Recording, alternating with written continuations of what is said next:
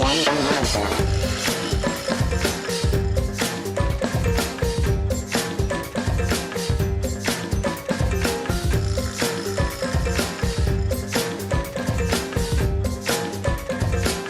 everybody, welcome back. It's Season 4 of Visual Novel Book Club. I'm your pal, slowbeef. This time around, though, I wanted to switch things up a bit, because as you know, the game we are playing is Danganronpa V3, so I was thinking maybe we could do an icebreaker thing, and introduce everybody. So, like I said, I'm slowbeef. I moderated a board where Danganronpa was translated by some jerk. It gained kind of a following. I got really into it, and then the second game started being translated. This is before it was officially out as a game. I played a little on iOS, the Japanese version, and then I got really sick of moderating it, and I hated Danganronpa, but now I'm here to give it another chance in V3, so that's me. How about Jim? Hey, it's Jim again, and I have absolutely zero experience with this whatsoever. I weren't even aware of your history, even though we've been friends, and I just have come to know nothing about this. So I'm coming in as a complete blank slate. Didn't play the demo. About his dark past. I'll talk more about it another time, but Turbo. Yeah. So I actually first saw Danganronpa 1 based on a recommendation I saw on the forums from slowbeef. Read along with that. Played. Then I basically bought and played 2 and like all of the various re-releases of it because I like the series and supporting it. Despair Girls is another game that came out of it, which I haven't played, but I am in the process of watching Danganronpa 3, which is 2 animes or whatever. But anyways, I'm really excited to play. I have a whole history of Danganronpa, which we'll explore later. It's basically the reason I first met slowbeef. And wow, I didn't know that part. Yeah, we talked about ROM hacking at PAX and all that.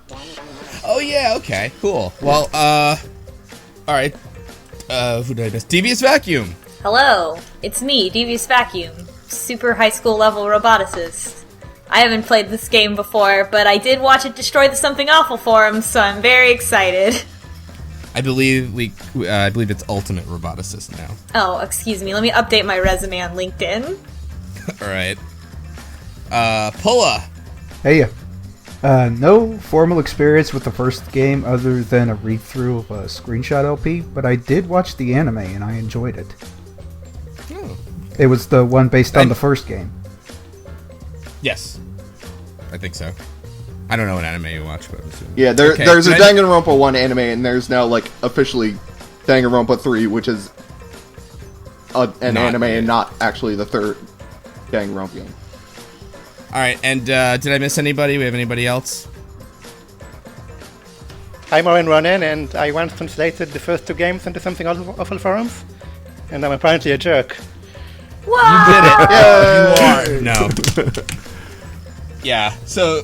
Yeah, before they officially came out, so if I remember, not to put words in your mouth, but like you had played this game in Japanese originally, and you're like, they're never going to localize this, so I might as well make a let's play out of it. Yeah, I did. I bought the first game on the day it was released in Japan. I was living in Japan at the time, and I played it, and about a year later, when I was not living in Japan anymore, I decided I wanted to do a let's play and also practice my Japanese. So I ended up translating it, and it became a thing on Something Awful, I guess. Yeah, and outside, really, like, Tumblr kind of caught wind. Like, it was, like, a thing, and SA was, like, the only place you could get it. So, this is funny because the moderators and admins, too, were not big. It was, like, very anime, so they don't really like that sort of thing.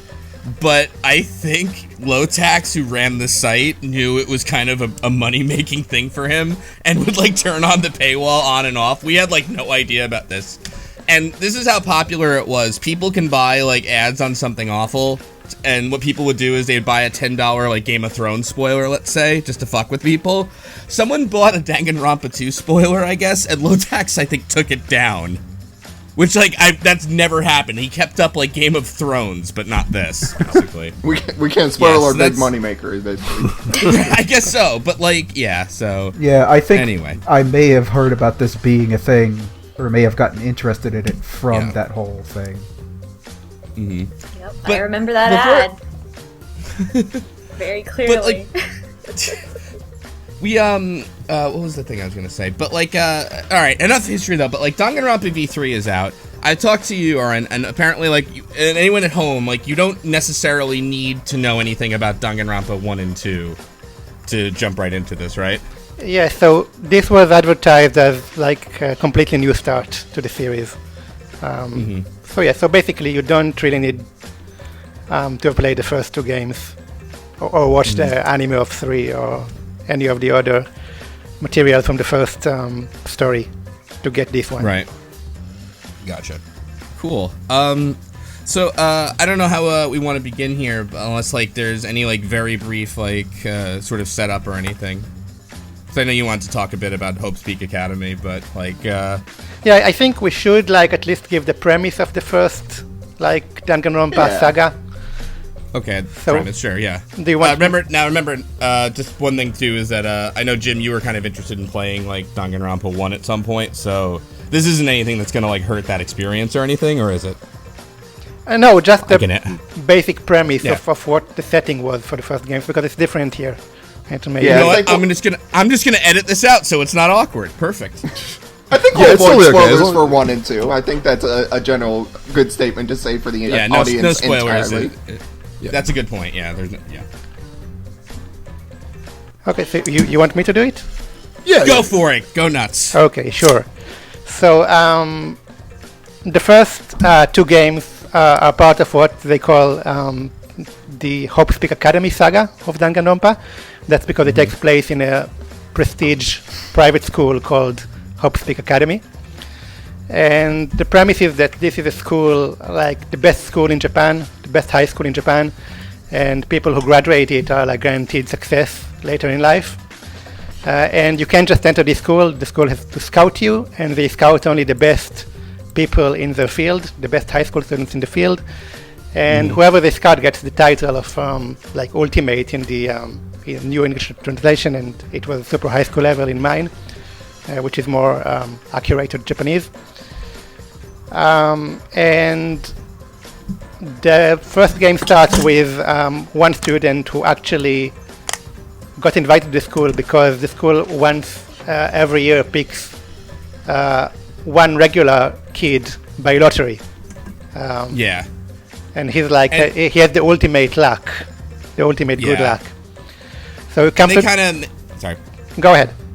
No. I'm actually. You know what? You keep going. I was gonna say something, then I realized no, I'm getting too ahead. All right, so look at I'm. this guy. Even. God damn it! All right, look. Here's what happens. I can't stake it. Go ahead. I'm sorry. Yeah, so the first game starts with this new regular kid coming into the first day of the school year, and then he suddenly loses consciousness and wakes up inside the school, but it has been locked up, and the windows are all covered with metal plates. And he meets the rest of his classmates, and they meet this strange teddy bear robot who says they're all locked in the school and they have to kill each other basically to get out. And that has been the premise of like what the ultimates are in the original series, and they are different here. It's a different premise for what the super high school level premise is. Well, thanks for that. I'm very sorry for all the spoilers about Hope's Peak Academy and the fact that there are ultimate students in there, but all right. Well, I think should we actually get into this new game? Yeah. Is it time to Yeah. start talking about Definitely. B3? Good. I've been dying for this because I did the reading 2 weeks ago, and I've been dying to talk to everyone. Who the hell wants to start us off? What difficulty level did you play on slowbeef? Hard. Okay, but stop describing yourself. The difficulty. Oh my god! I knew someone. That's the humor we go for on this podcast. Here's the ultimate jokester. Ranger. Apparently you get the most Mono Bear coins, I guess, or Monokuma, whatever. Mono you get the coins. most coins, I think, if you do it on hard. So I'm just like, yeah, whatever. I'll do it hard. And you can change it as you go. So you know, I'm playing on normal for both. Yeah. gotcha. There's Yeah, same what here. what are the two difficulties? It's logic and So, like, logic and action. I don't want to spoil it for, folks who haven't played or anything, but basically if you have played like a Phoenix Wright kind of game, it's kind of like you're not given all your evidence in one shot like an inventory. It's like, hey, pick from like a few things, and the logic difficulty I think increased, and I guess Oren, you can correct me if I'm wrong on this. Like, yeah, that's logic. right. Yeah, logic increases like the number of options you have to pick when you're trying to figure things out, and there's a bit of an action element to some of the trial investigation stuff, we'll say, and that's like how fast that goes or how much time you have is the action one. Yeah.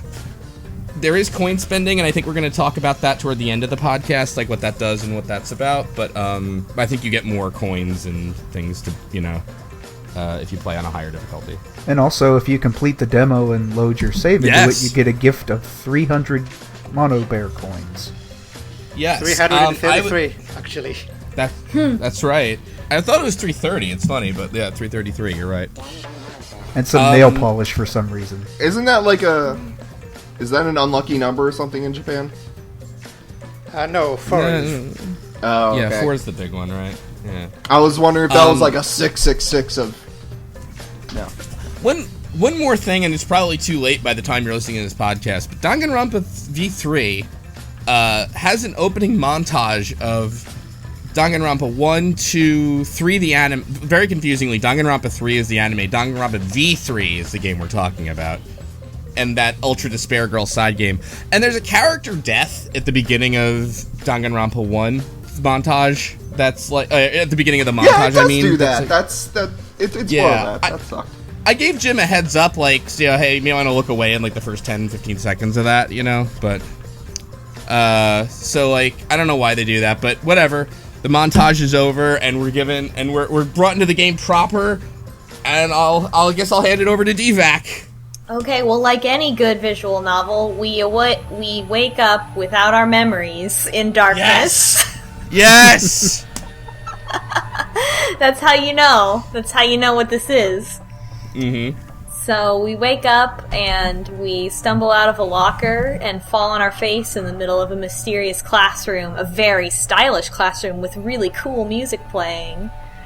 We're a normal high school girl named Kaede, and everything. She's like, "Why would I be picked? I'm just totally normal, boring high school girl. I don't understand." And a boy falls out of the locker, and his name is Shuichi, and he's just a normal high school boy. And she immediately tells him to shut up.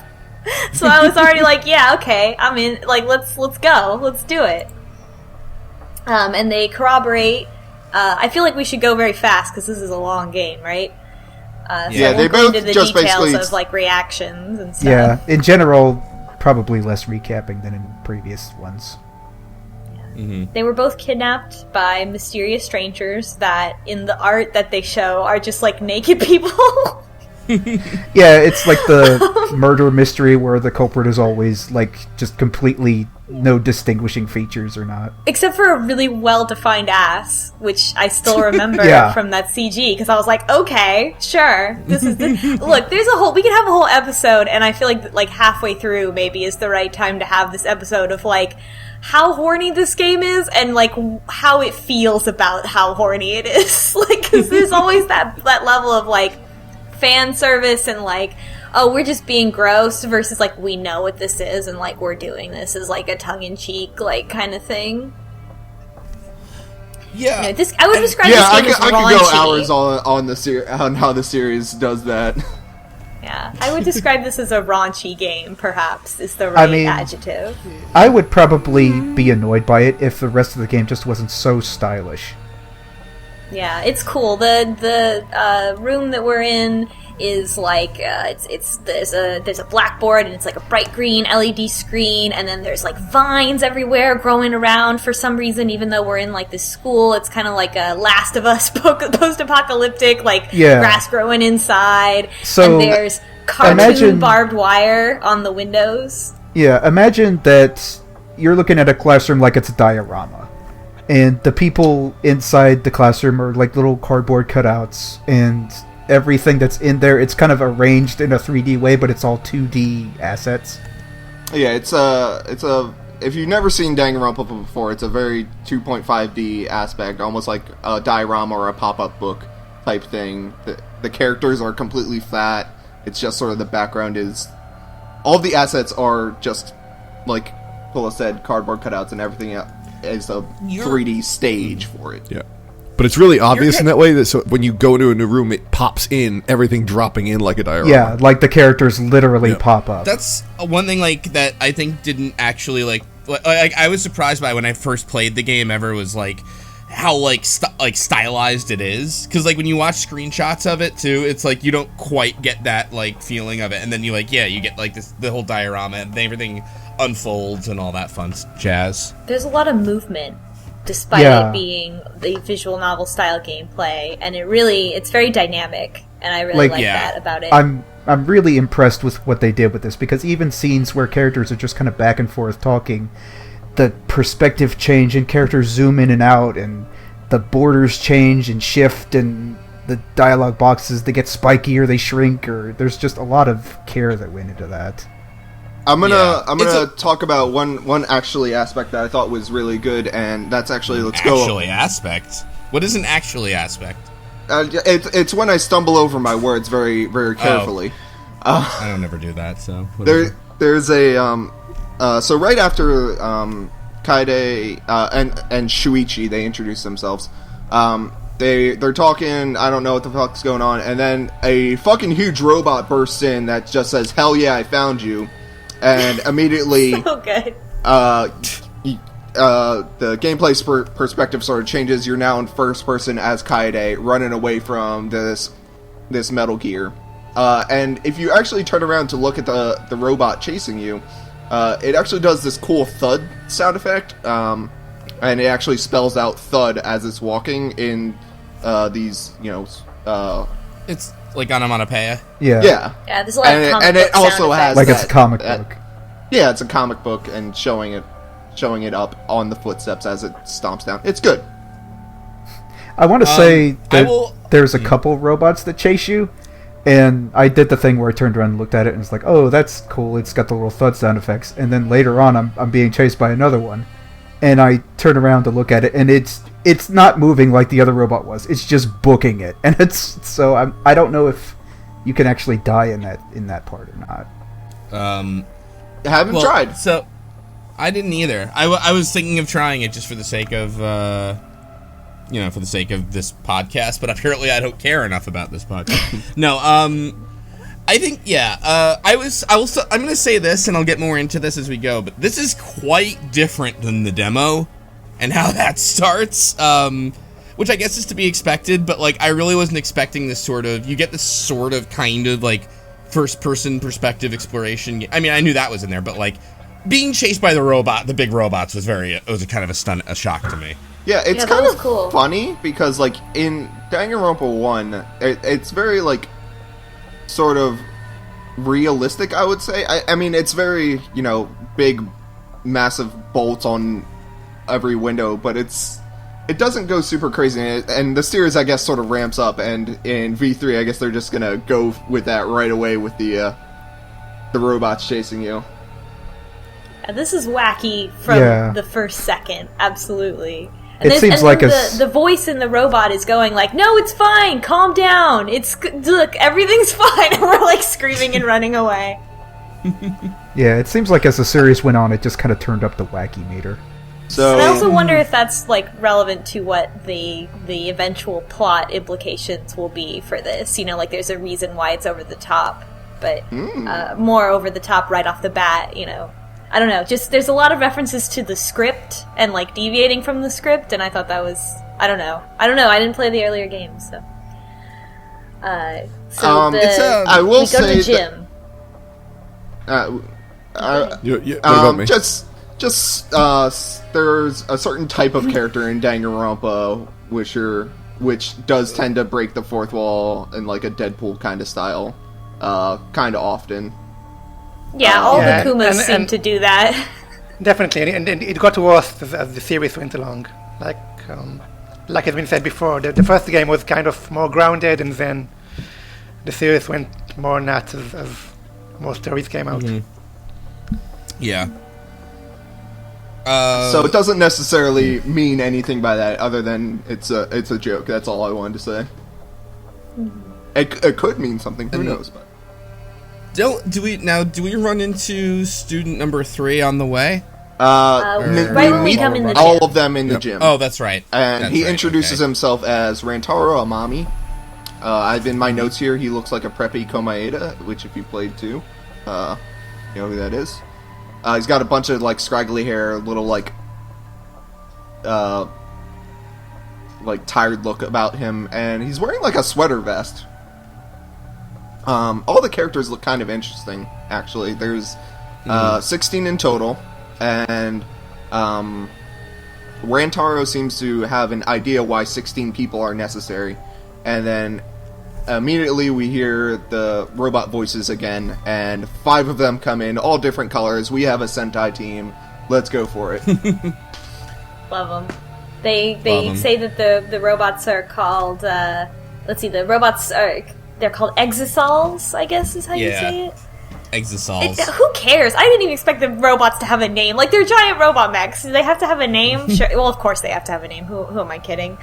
Right, But the 5 colored bears appear. The Monocubs, and they are all. Are these whatever? They all look like Monokuma, except they're different colors and they have different themes, and they're like a Sentai team, except more crass, and they're all annoying in a different way. I like them, except for one.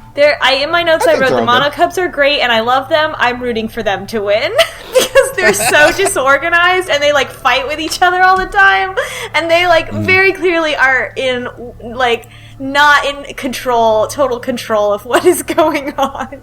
They're like the Koopa kids. That's what they remind me of. They very much are. They That's also a very have good way to one put of it. my favorite tracks of the game so far, called Rise and Shine Ursine. It's very cool and definitely my favorite so far. So the 5 Monocubs, we'll rattle them off real quick. Our red is Monotaro. He's a cool guy with a scarf. Monosuke. He's orange and he's sort of like a Tiger stripe, I thought. Yeah, but orange coloring with like tiger stripes. Okay. Yeah. Fair. The glasses. He's like kind of a nerd. Yeah. Yeah, he's Like a a nerd, but banker? also like a jerk sometimes. I think that's a character type that we don't really see too much in. Except on like Twitter. In Japanese, he's the one with the Osaka accent. Yeah, Oh, okay. If that says anything to you. yeah. We have. I still don't know how to pronounce this. Monofany. Mono.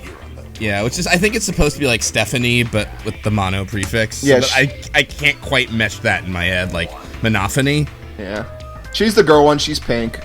We have Mono Dom, who is a robot. He's green, and then Mono Kid, who is blue, and he's like a rock star. He even has chest hair. He is very much stylized after. He talks about having Gene a boner all the Simmons and time. Kiss. Who He does who is talk his about voice it. actor? Because he sounds a little bit what's his name? DiMaggio. Yeah. John Bender. DiMaggio? Yeah. John DiMaggio. Yeah. But I don't know if it's actually him or not. I looked for a voice cast list. I only had a few, like, Johnny Young Bosch does, what's his face? The first, Rantaro.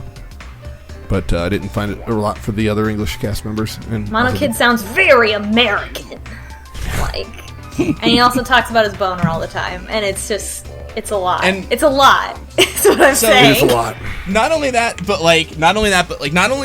whole game's not voice acted. There's like a lot of text dialogue box scenes, but all the characters get a little sound clip that plays, you know, like just to kind of like set a little context of what they're saying.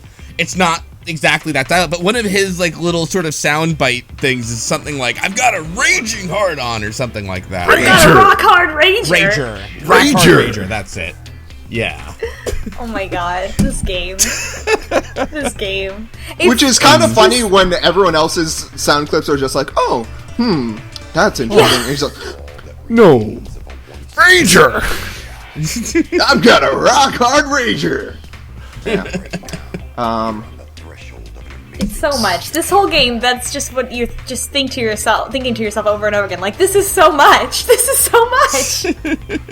And if it wasn't enough yet, the Monocubs are talking to all of the kids, and none of them seem to remember their ultimate talents. And the Cubs are saying, "Oh, we fucked up pretty hard. Someone was supposed to do that. Hold on, we'll fix this. But first, let's have a wardrobe update." And we have a magical girl transformation for Kaede. It's very good. It's very good. I loved that. We get I shot think in this the was face with some kind of piano memory.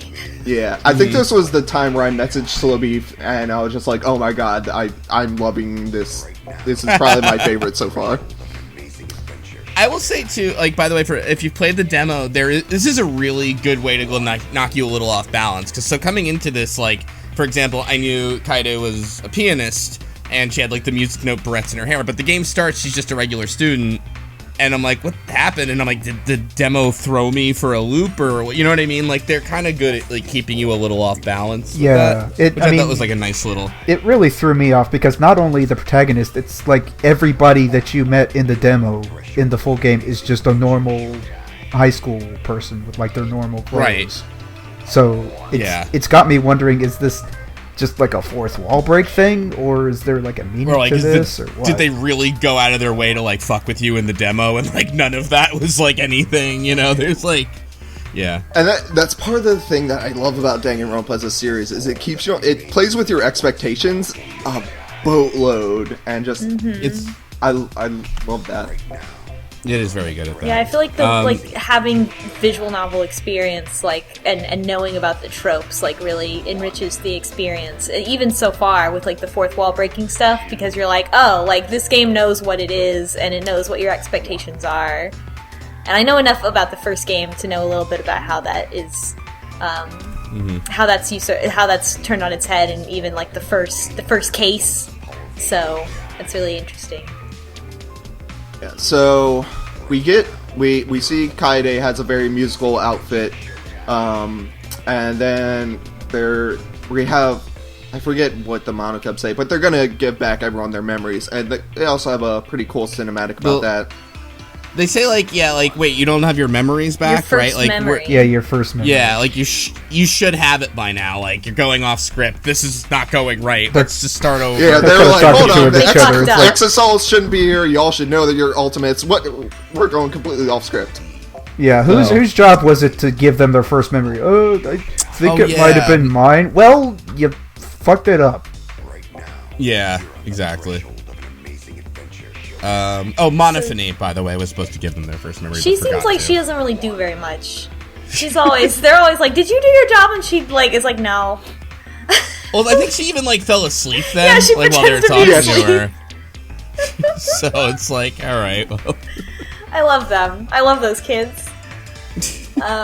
So then the game just starts over again, and we fall out of the locker. Except this time we're an ultimate.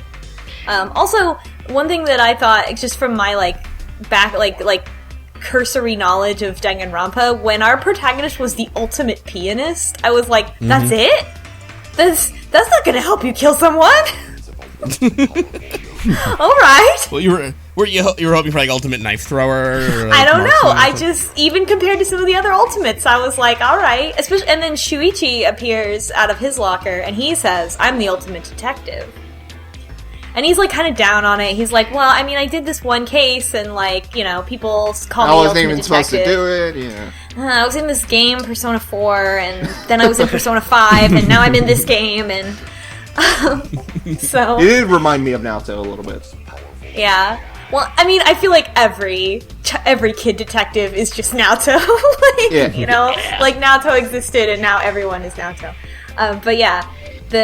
So that's interesting, I think, because I was like, oh, well, like, okay, now we're like going around investigating as a team, and like it makes sense to have a detective. Like this is like, okay, yeah, putting the pieces together. We also like they're like, I can't remember anything, and you know, Kaede tries really hard to remember something, and we get a very quick segment where everything is just static, and we get a quick image of Kaede sitting with like some sort of brain helmet on her head. That like kind of classic brain helmet. Yeah. That like sort of like that. Like I don't know how to Brainwashing. describe it. Yeah. With all the tubes coming out of it. Yeah. Like that, that like round little hat. If you were to kinda thing, imagine something in the 80s like brain swapping machine, that's what it would look like. Yeah. Have you seen an anime before? You know the thing they put on somebody's brain? That's the thing. Frankly, any cartoon. It also makes me wonder, it's the like, happy how many helmet. times have they fucked up and reset their memories? I assume that's like part of what we're trying to get across with this intro, where like. Do they keep messing up and doing it over and over again? I don't know. God, We I get to hope this see is like the one time. 98th time where it's like, shit, we Yeah, screwed. right? How many times are we going to screw this up? There were like 300 students, and I don't know. We were gonna have theory crafting sessions. I've already got some ideas. So after that flash, they start going exploring. Shuichi finds a tablet in his pocket. I don't think it does anything yet, or does it? not yet. I looked at it. It has the menu and it has stats about the students that you've met so far, which is just Kaede and Shuichi. I know this because I immediately looked at it and it had stats on every student, and which included chest size as one of the stats. And I was like, God damn it, video game, God damn it. And then it does it for the boys too. It does it does it for the boys too. And I was like, oh, I understand what this game is now. This is okay. I thought it was one thing, but it was actually another thing. Not gonna say that thing is better, but it's a different thing. It's like, oh, we're gonna joke about this, so that makes it okay, right? Yeah. But yeah, and it has their stats, like their likes and dislikes, and their ultimate ability, and something else I don't remember, and like their name and their height and weight or something. Blood type. Blood type, yeah, that's very important.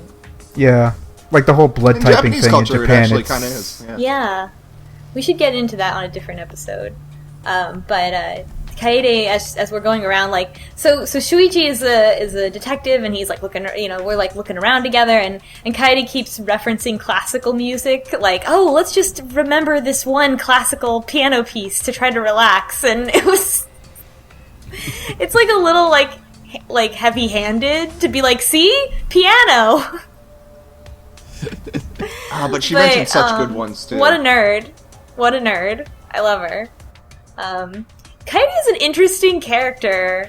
Like, she has a lot of depth for just like this beginning thing. Like, she's kind of like take charge, and she's not afraid to like tell Shuichi what to do, and but at the same time she's a big music nerd, and other times she's like, well, we'll get into it when we meet the cosplayer. Well, aren't you going to comment on the adorable graphic of her as a baby? Oh yeah. Yeah. She like explains like, oh, I've been playing piano ever since I was a baby, and there's like a baby playing a baby piano. Yeah, there's Yes, like Louis. a sequence of 5 images of her like growing up and winning Yeah, so awards, and she- her parents encouraging her and stuff like that. Yeah, she got her ultimate title because she's just been playing piano forever, and she's really good at it. Yeah, and she says that people at school call her like a piano freak and stuff like that. So that's like an interesting little, like, it's not like all these kids like had a great life or anything like that. Oh yeah, and that's where they explain what the ultimates are in this universe too, right? That it's like They already kind of know what ultimates are now. yeah, but it's a government project that just picks up kids from all around the country and gives them benefits, basically. Oh yeah, Yeah. it's like a Yep. government assistance thing. Yeah, and the other games are just like, I'm just good at this. And- It didn't really explain it, but yeah, it's a program. Yeah, and they never actually meet each other, the ultimates in this universe. The other games, they were all in the same school, and Yeah, I think Shuichi even mentions it. He says something like, it's so rare to meet an ultimate because there's so few of us out there, and we're, because you're so spread around the whole country. Right. When before actually like they gave us the first memory, I feel like the Monocubs made a mention of something called the Ultimate Hunt, but They it did. never gets Yep. extrapolated on, right? They did. Yeah. So we don't know anything about that. Nope. Yes. And Like when I first, they mentioned it in sort of reference to the memories That's and right. all that, so I was sort of like, okay, they're hunting for their memories back, knowing Danganronpa, it'll probably be after each murder they'll get a memory back or something like that. But, you know, within this context, it's like, oh, maybe they're actually just hunting for ultimate kids for some other purposes. Yeah, a lot of this, like, the sort of, everything's so over the top and everything feels so abstracted, it almost feels like they're completing some kind of ritual. Alright, so before we get too deep into theory crafting, we are searching around and we find this girl deep in thought, and she immediately, like, mentions her favorite Doraemon episode. Yeah. And she eventually reveals herself to be Tsumugi Shirogane, the ultimate cosplayer. Right. Again, not a very good defense against being murdered, being a cosplayer. Now, but she's not a cosplayer like she wears the costumes, right? She makes them. She makes them, yeah. Isn't that I her think thing? she's kind of ambiguous about whether she wears them. She's like, if other people won't appreciate them, then I'll wear them. Yes. Yeah, she's like, okay. she's like, if you're wearing the costume to be about yourself, then you don't get to wear my costumes. But if you're doing it to, like, appreciate the costume and the character, then do it. A weird thing that I noticed, or, like, I don't know if this is on purpose or not, but, like, as soon as Tsumugi says, oh, I'm a cosplayer, Kaede, our protagonist, immediately, like, flips a switch and starts objectifying her in a weird way. It's like, but a cosplayer, but you're not that hot. Or, like, oh, well, I guess you are kind of sexy when you laugh. Like, this kind of thing. It's, like, weird. It was a weird, like, oh, you're a cosplayer. That's right. The thing you're supposed to do to cosplayers is objectify them. So I'm going to do that now. But that's also like a character trait for her too, because this is going to happen again. Yeah, it was Kaede's a little horny, definitely. I read it as a little flirty. Only to honestly. girls, though. I haven't noticed her being flirty to any of the guys. Yeah. Actually, I think two specifically, but we'll get into that. But. Very excited for the romance path in this murder game. Next we have up that we find, or at least on my list, you sort of explore the school on your own accord. Next on my list is Rantaro Omami, who we've already met, but he doesn't look so preppy anymore. He looks kind of pretty styling, in my opinion. He doesn't remember his ultimate ability. Yeah, but he seems to be, like, he still kind of has that ability where he kind of knows what's going on. Like, he kind of has a feeling about the, like, villain's motivations and stuff like that. So I wonder if, it makes it seem like he was prevented from remembering his ability because he sort of passively can figure out what's going on. Ultimate visual novel protagonist, Rantaro Omami. Right. So right now he has ultimate question marks. Yeah. I like this guy because he's he's kind of like a surfer dude. Like that's how I see him. He's a little goth. He's really laid back. And he's also the one that seems he's very... Oh, sorry. Go ahead. He seems like an empath.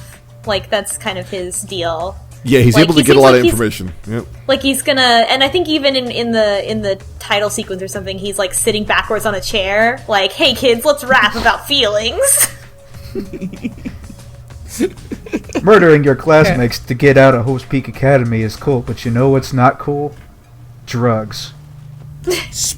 Speaking of drugs, no, actually, we don't mean. Not quite yet. But he has talked to everyone already, so he's sort of again one of those sort of introductory, like, expositionary characters, and he's like, yeah, no one else remembers how they got here either. Mm-hmm. And I guess we should also say that, like, this question mark ultimate is a tradition in the series, or every game had one. Yeah. I didn't know and they usually turn up to be important characters, so... Mm-hmm. So it's like every game has like a wild card. Right. Sort of, yeah. Yeah. So let's see. Next on my list is Tenko Chabashira, the ultimate Aikido master. That was next on my list too. You like her? Yeah. I can't She stand wants to. her. She wants to destroy all men. Oh, well, of course you like her. My favorite thing about her is, like, Kaede calls her cute, and then Tenko, blushes and like, no, I'm not cute and all that. And I said, and then what's his face, Shuichi? Then Kaide's like, isn't she cute, Shuichi? And he's like, I guess. And then she's like, don't touch me, I'll throw you across the room. I think Right. they like I don't look cute when I make weird faces and all that, and then it immediately zooms over. She's making like this most like disgusting face I've ever seen drawn in a character, and I loved it. Yeah, it's real good. That's her one redeeming quality, in my opinion, is that one face. I like to think can't- that's no. the face that she gets whenever a guy talks to her. Right. Yeah, She's, I love yeah, her. She's great. She's kind of one note for me. Like, no, I mean, like, kidding aside, like, I don't hate her because of, like, but I just feel like she's just sort of like, yeah, I hate men, they're all degenerates, and that's, like, kind of it right now. She wants Maybe, to be the like, best at there's- fighting. She likes to yell and build up her spirit energy.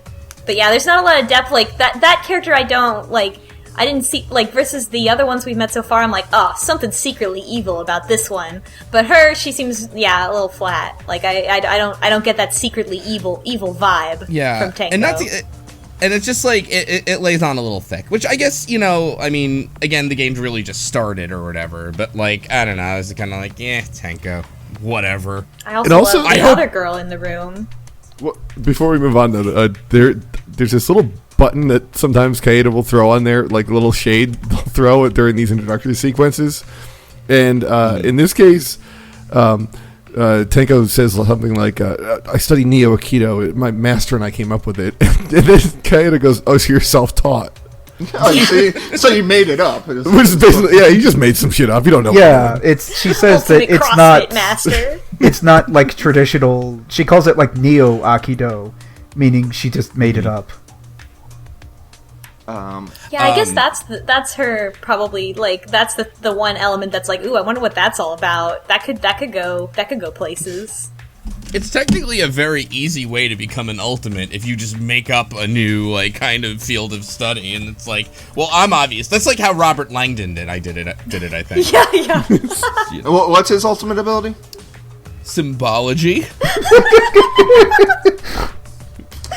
Oh It my really God. does sound like something you made up, like, as you were in your entrance exam. Like, oh, yeah, I've been studying symbology for a long time.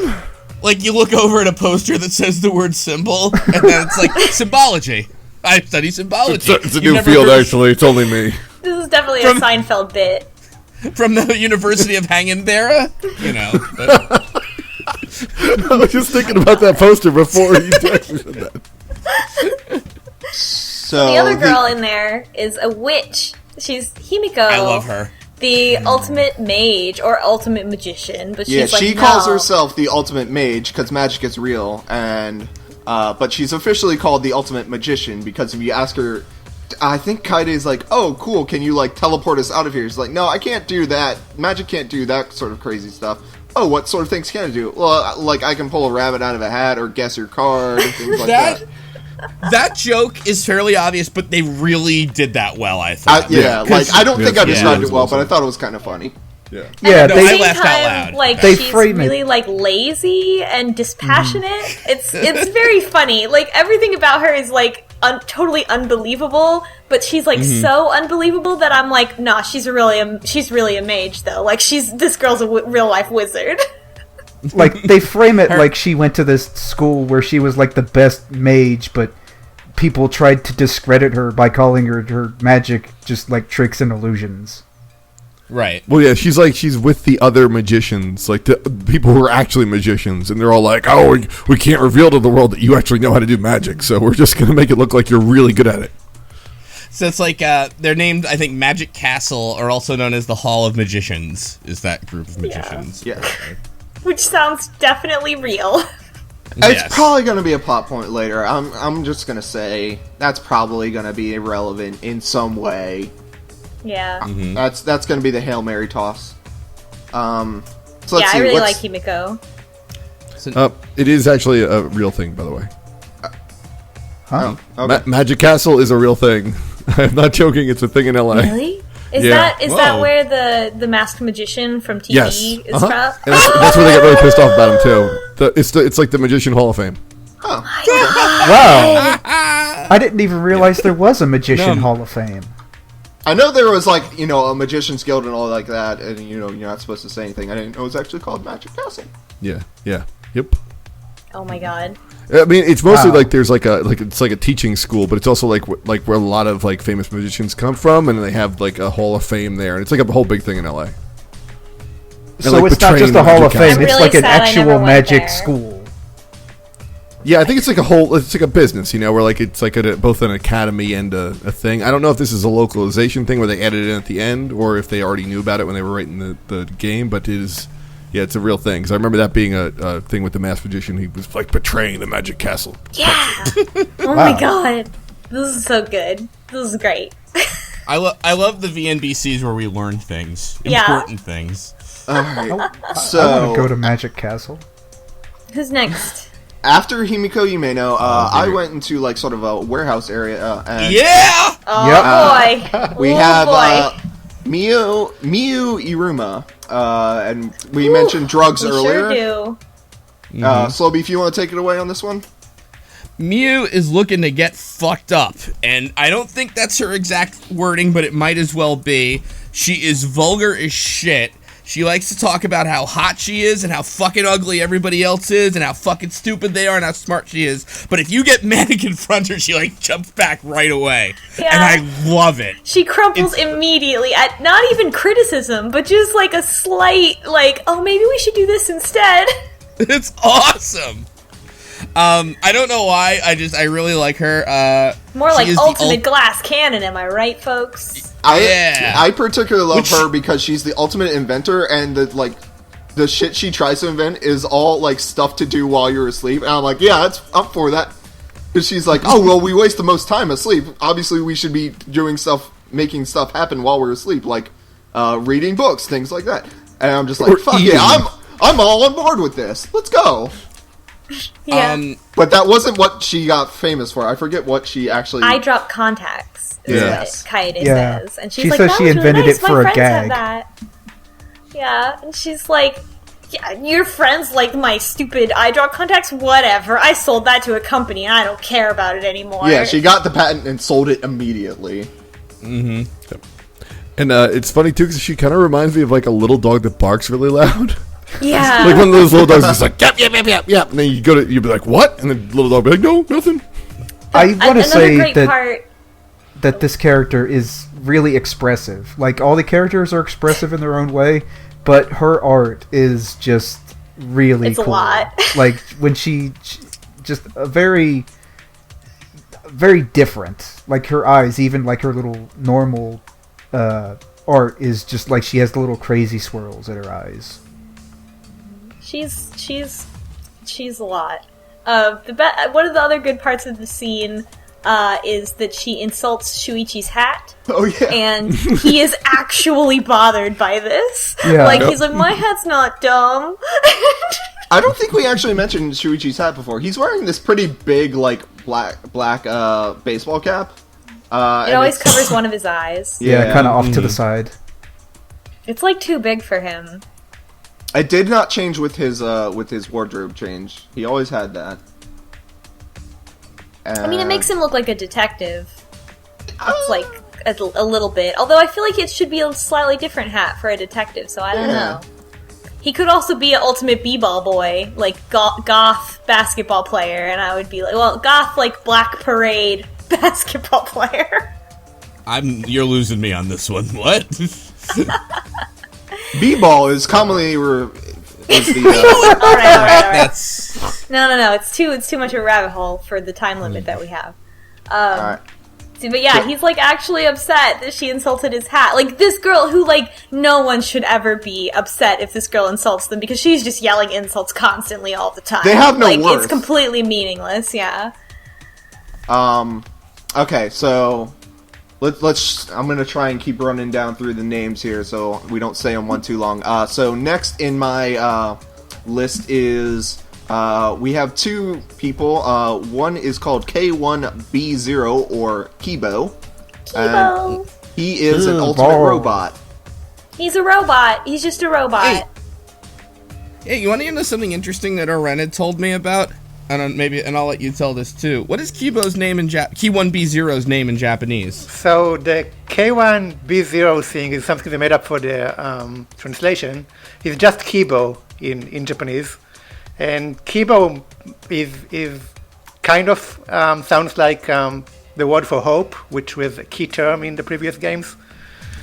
So they tried to give it like a more robotic name in English, but he's really That's just just made Kibo. up. Yeah. So that was just made up for this version, more or less. Q1B0. Well, But, I guess he's just a robot, although he looks like an I guess- android.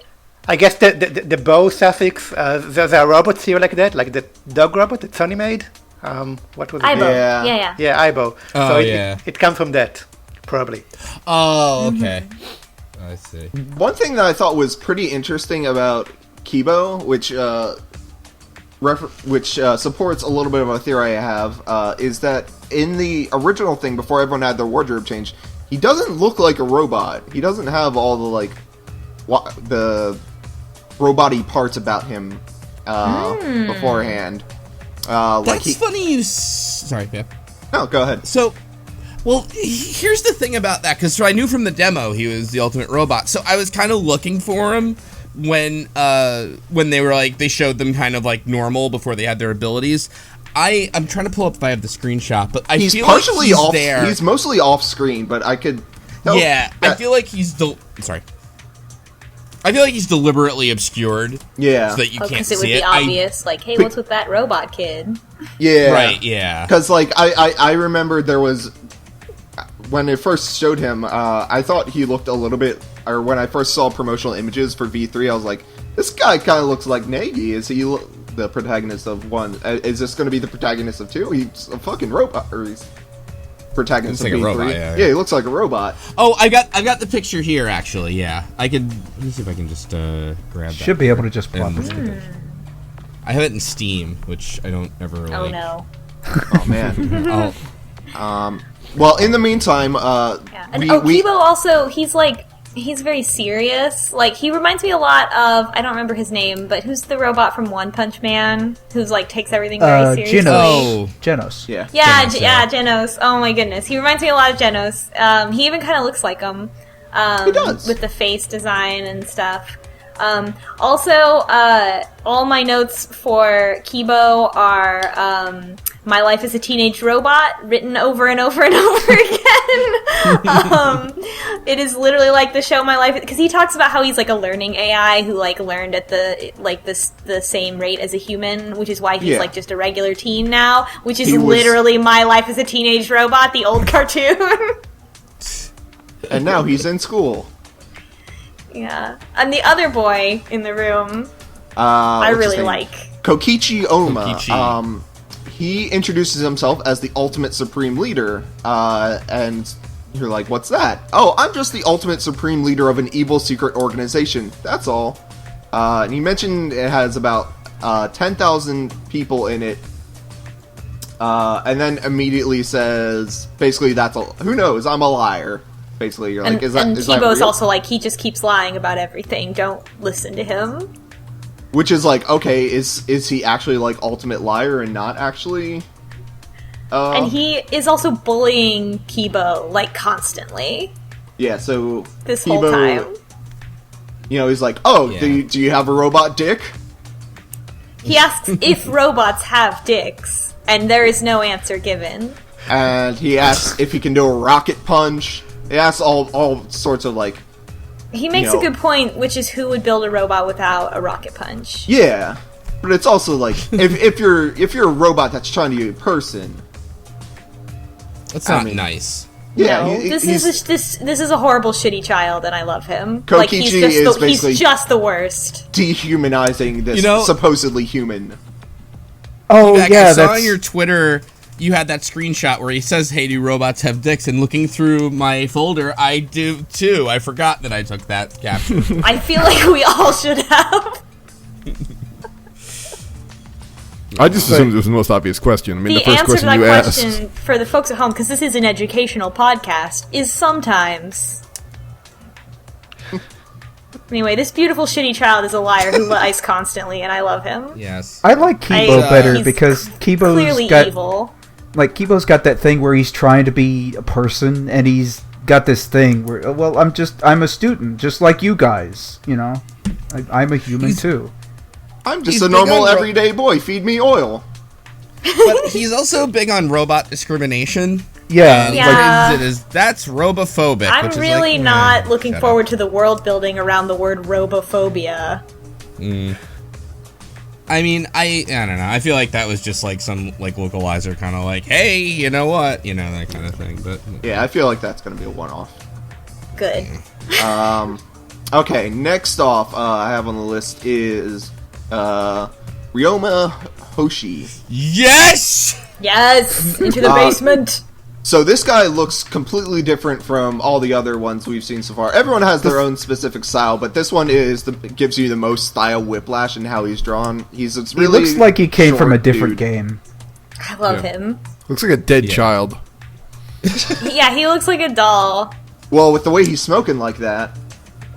Oh yeah, he's supposed to be like an old man, right? But he looks like a kid. He has a super deep voice and is smoking and is like a bad boy, and he's got this like dumb hat with 2 spikes on top of it, and it's got cross tennis racket shapes on it, and you're like, what is this guy? And he goes, I used to be the ultimate tennis pro, but then I got involved with the mafia. I killed them by hitting them with iron tennis balls at maximum velocity. Yeah, so Shuichi is actually the one that tells us that. He's like, oh yeah, I've read about you. You fucking killed the mafia by hitting steel tennis balls through their heads. And Yeah, like you killed like hundreds of men.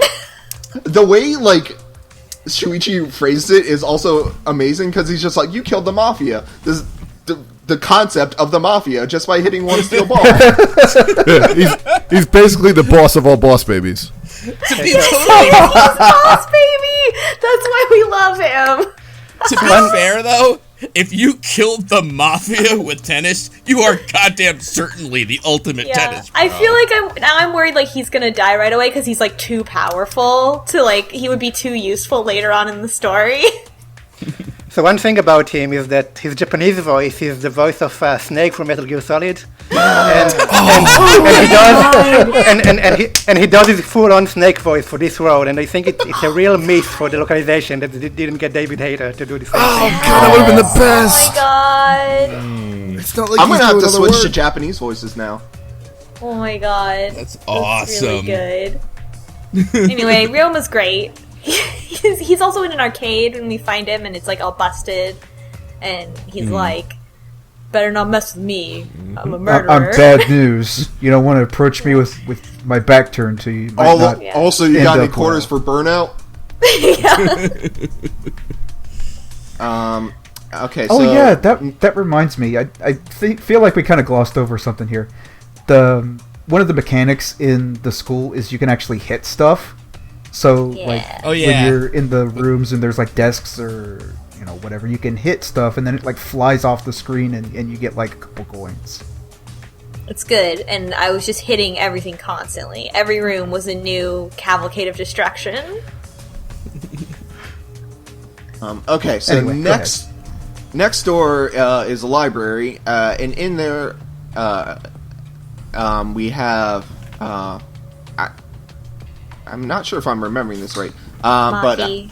but okay, yeah, no, all right, sorry, my notes are screwed up because it's saying that there's 2 people in there, but I just forgot to put a line break. Maki Harukara, that is the ultimate child giver.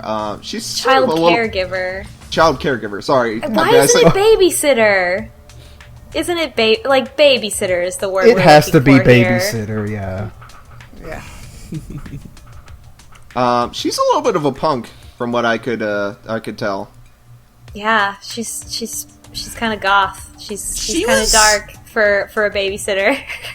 Actually, she was kind of meh for me, as in I couldn't get a good read on her. She was just like, I'm the ultimate child caregiver. I don't like children. It's sort of a short conversation. Yeah. And she actually And leaves. she leaves, yeah. Yeah. Like when they approach her, they ask her, "Oh, are you an ultimate?" And she says, "Yep."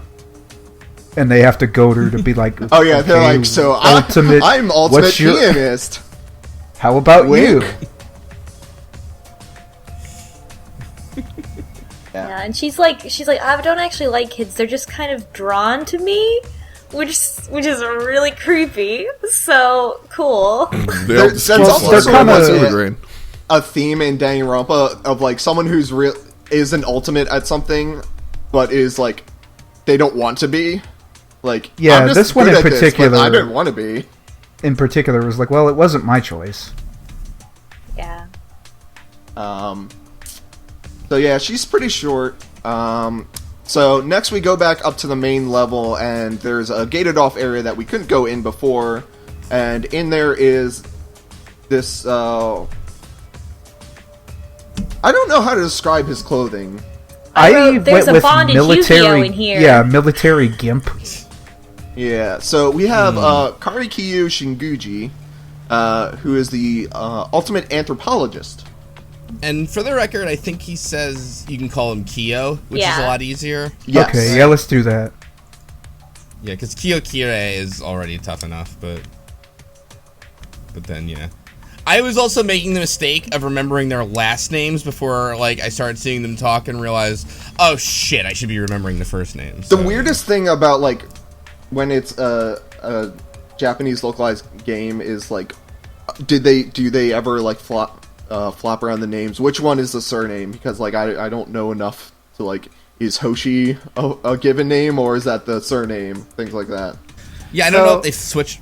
So in English they always use the first names.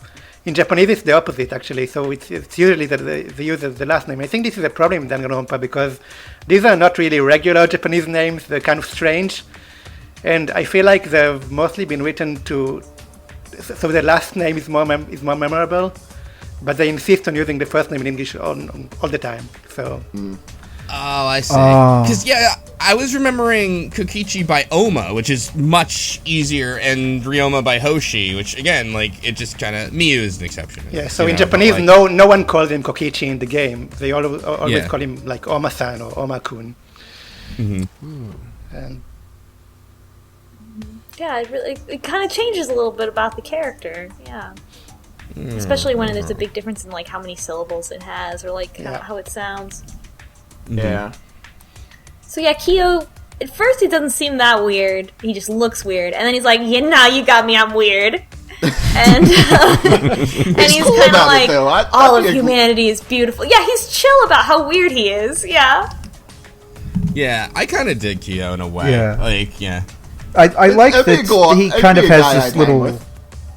has this little spiel where it's like, Kaede doesn't really understand what anthropology is about, and he's like, well, let me tell you, anthropology is about the study of humanity. It's about studying rituals and customs, things that you might do every day without really even knowing, like birthdays or something, like that.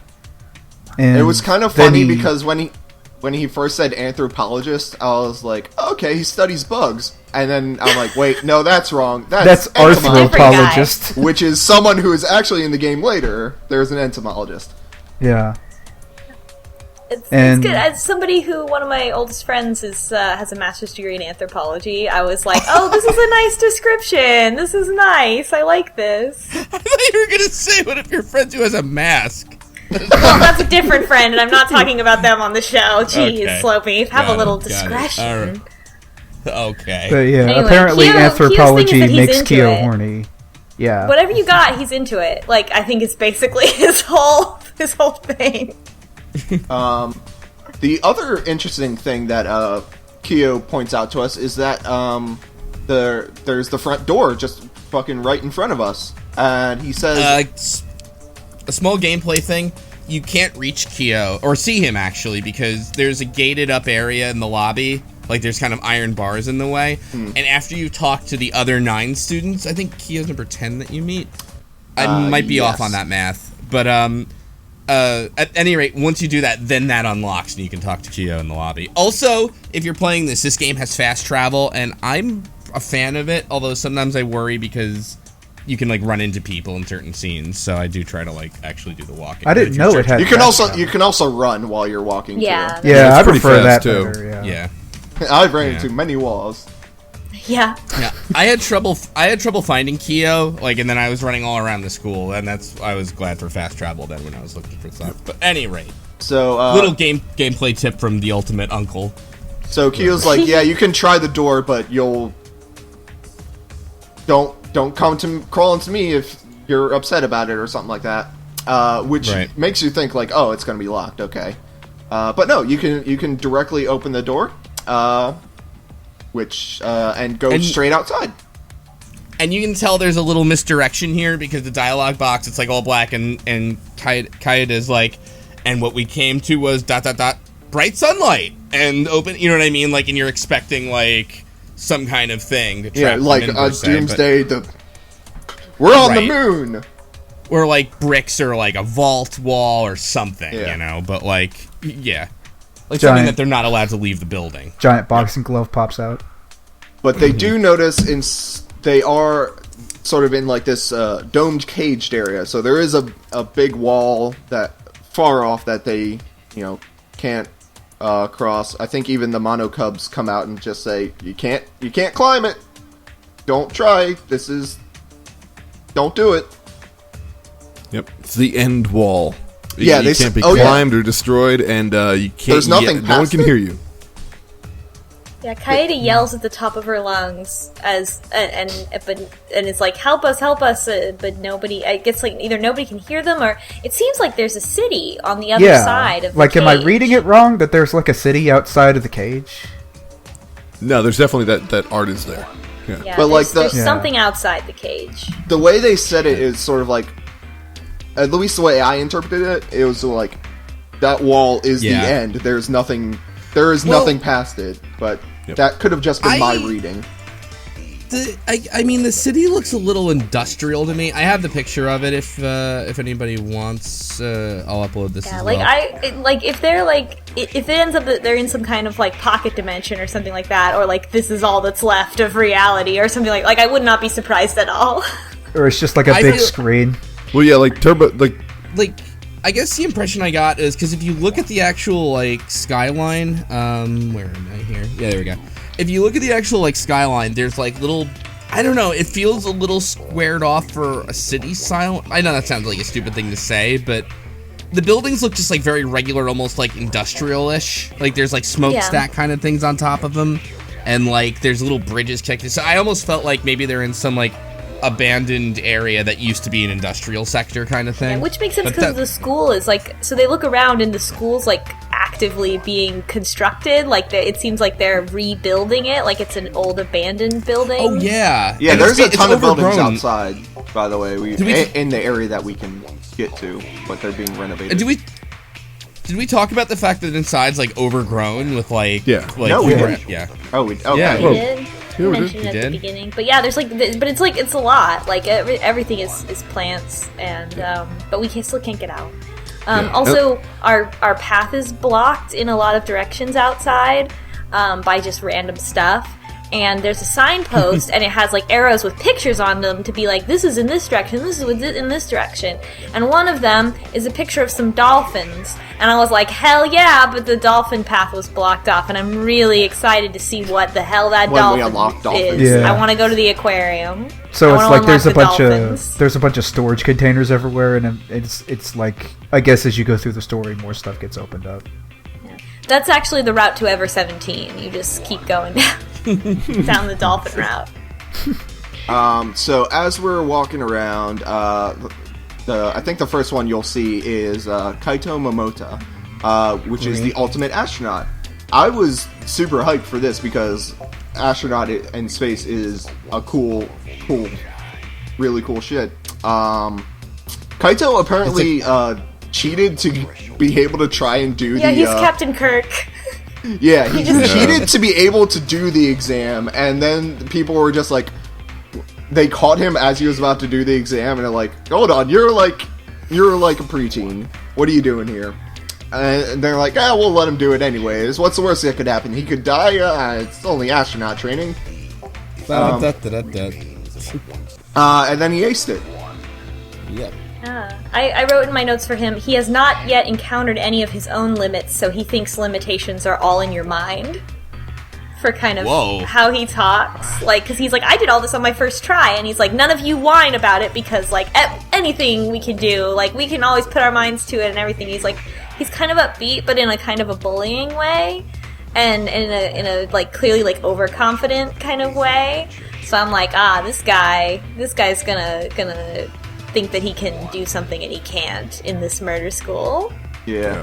I'm game for this guy. I think he'll be pretty interesting. I also like his He's jacket. kind of superhero-y also. Yeah, he's got a cool jacket Yeah. where it's like on the outside it's normal, but like on the inside it's like a space It's a background. galaxy pattern. He's yeah. very Yeah. cool. He's a cool guy for sure.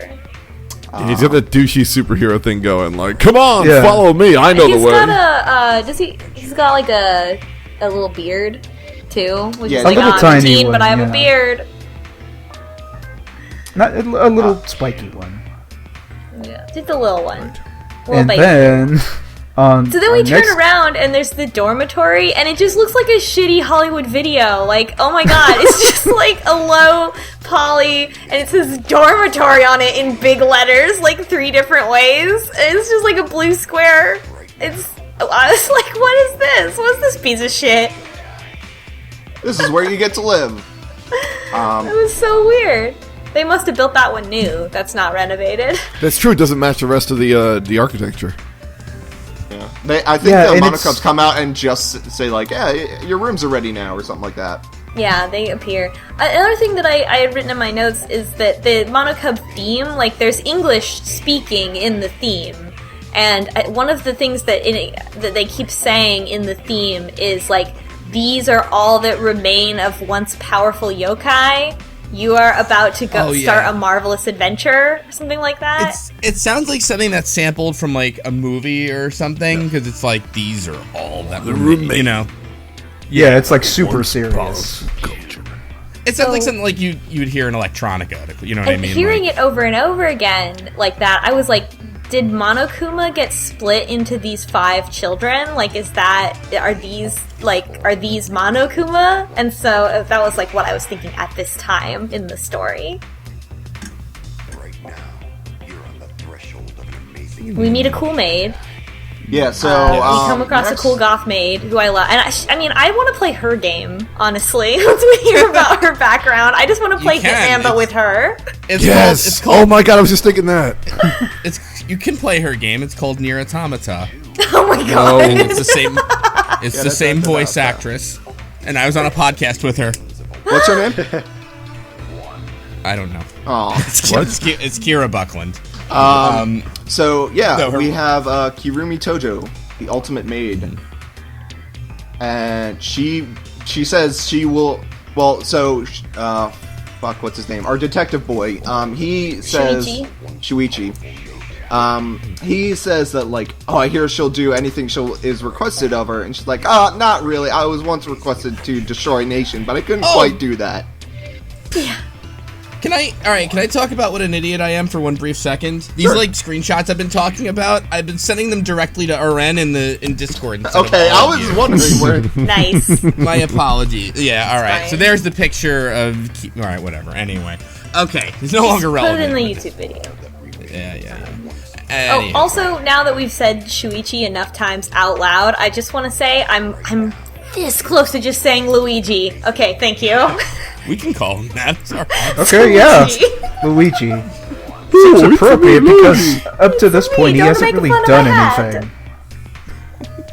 Where's Let's listen to Mario? Mario Mario. Chopin. Mario, I need your help to solve this mystery. So after I play the piano since I was a little boy, Luigi. Oh, wait, all right, whatever.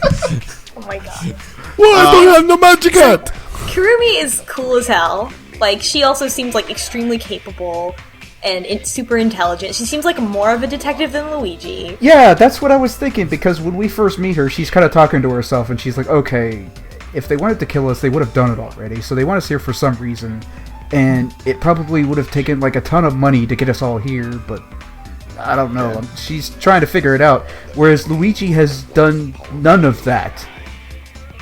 Yeah, he's just kind of following. But, like, maybe that's his game. Like, I don't know. I feel like maybe he's also, like, hanging back because he doesn't know.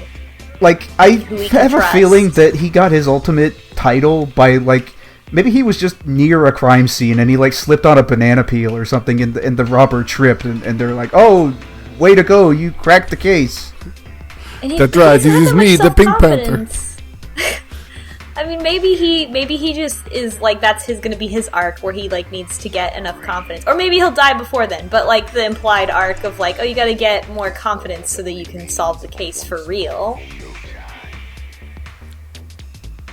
I don't know. Kirumi is like there are characters so far that we've met that are like obviously like very competent, and then there's like everybody else who's just a teen.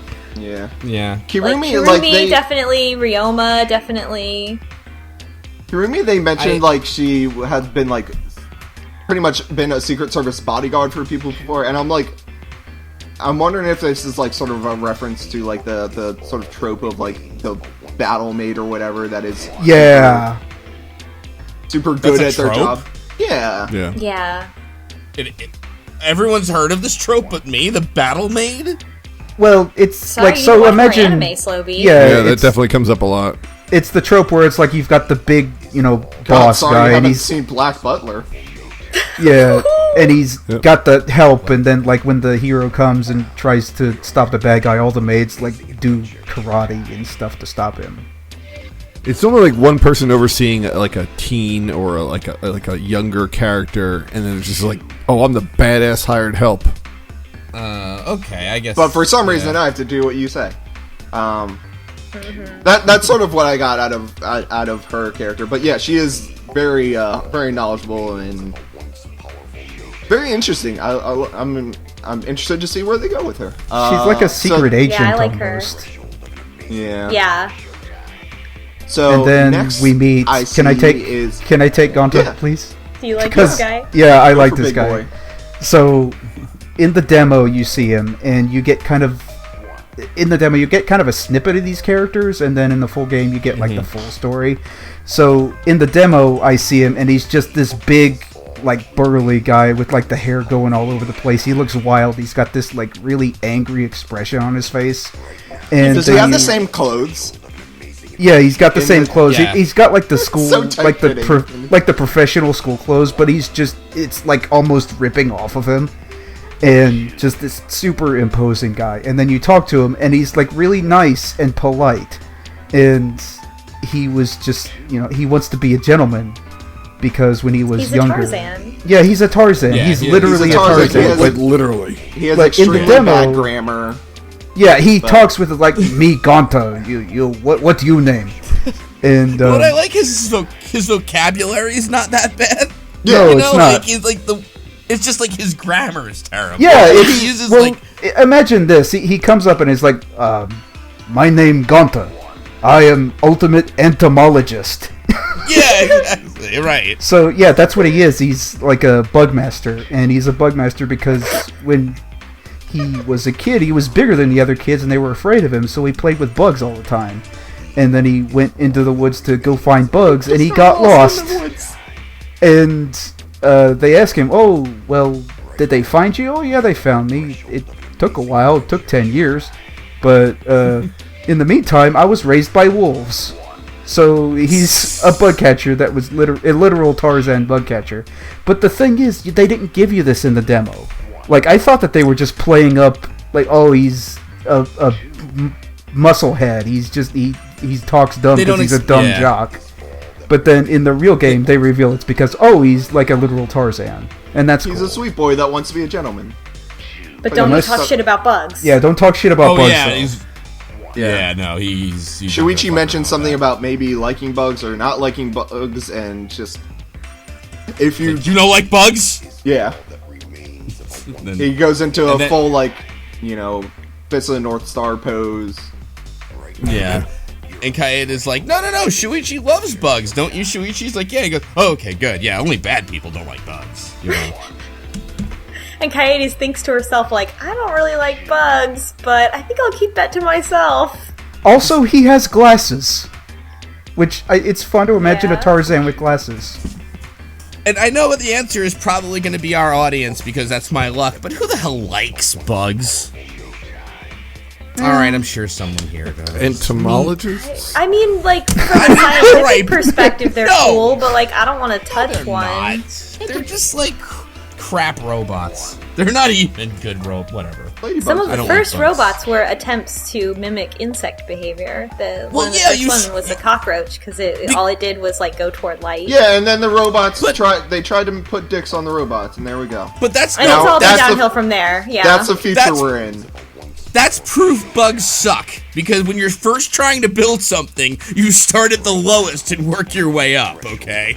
So, there you have it. All Wow, right. I can't believe you've alienated so many of our viewers already in this. Well, in I this make first no apology. I episode. hate bugs. Our That's- bug-based Oh, operation. yeah, that's right. You don't We're like really going to tank the iTunes charts in the entomology section. Yeah. Also, I have a question. His last name is Gokuhara. Is this a reference to Goku? Obviously, right? He's also a Goku. Yeah, Gokuhara would be a lot easier to remember than Gonta, because it's like, yeah, it's Goku. It's my boy. Yeah. He's real But and he's now my friend. Gonta instead. So rounding out our list of 16, we have Angie Yanaga, who's the ultimate artist, and I'm Ooh, not boy. supposed to. I don't quite get where she's supposed to be from. Maybe like Hawaii or Pacific Islands, yeah. Yeah. Yeah. She's I got feel like the she's tan sort of- skin yeah. and wears like the kind of bikini thing. Kind of some sort of island. I think she's When- meant to be half Japanese because she has a Japanese last name but an That's English true. first name. When I first saw her in like the lineup of like people that didn't have their clothes on, she's wearing this Japanese uniform. And she has like sort of blondish hair and she's all tan. So I thought she was gonna be like the Gyaru culture girl from Japanese, but no, she's an artist that's half Japanese, half Pacific Islander, and Yeah. very in tune with her god of the island. Ooh Atua. boy, yeah, it's quite a bit. She explains that she comes from an island with a god named Atua, who Atua, speaks to her and has her create art. And I'm thinking to myself, is this gonna be racist? And then she says, do you want to make it? Do you want? And Kaede's like, do you want some of my? Can I see some of your art? And she's like, yeah. In order to make art, I need an offering. And Kaede's like, oh, okay. And she goes, the offering is just a few pints of your blood. And I was like, someone from an island, a Pacific Islander who worships a blood god. You say? I gotta say, my first instinct was, okay, I could do without one pint to get like a piece of work from the ultimate artist. Like, I'd do that. Yeah, I mean, commission price is Not a pretty bad reasonable. point. At the very least, yeah. Get a For one of a exposure kind. tweets. This guy doesn't want to give his blood. He wants my art for free.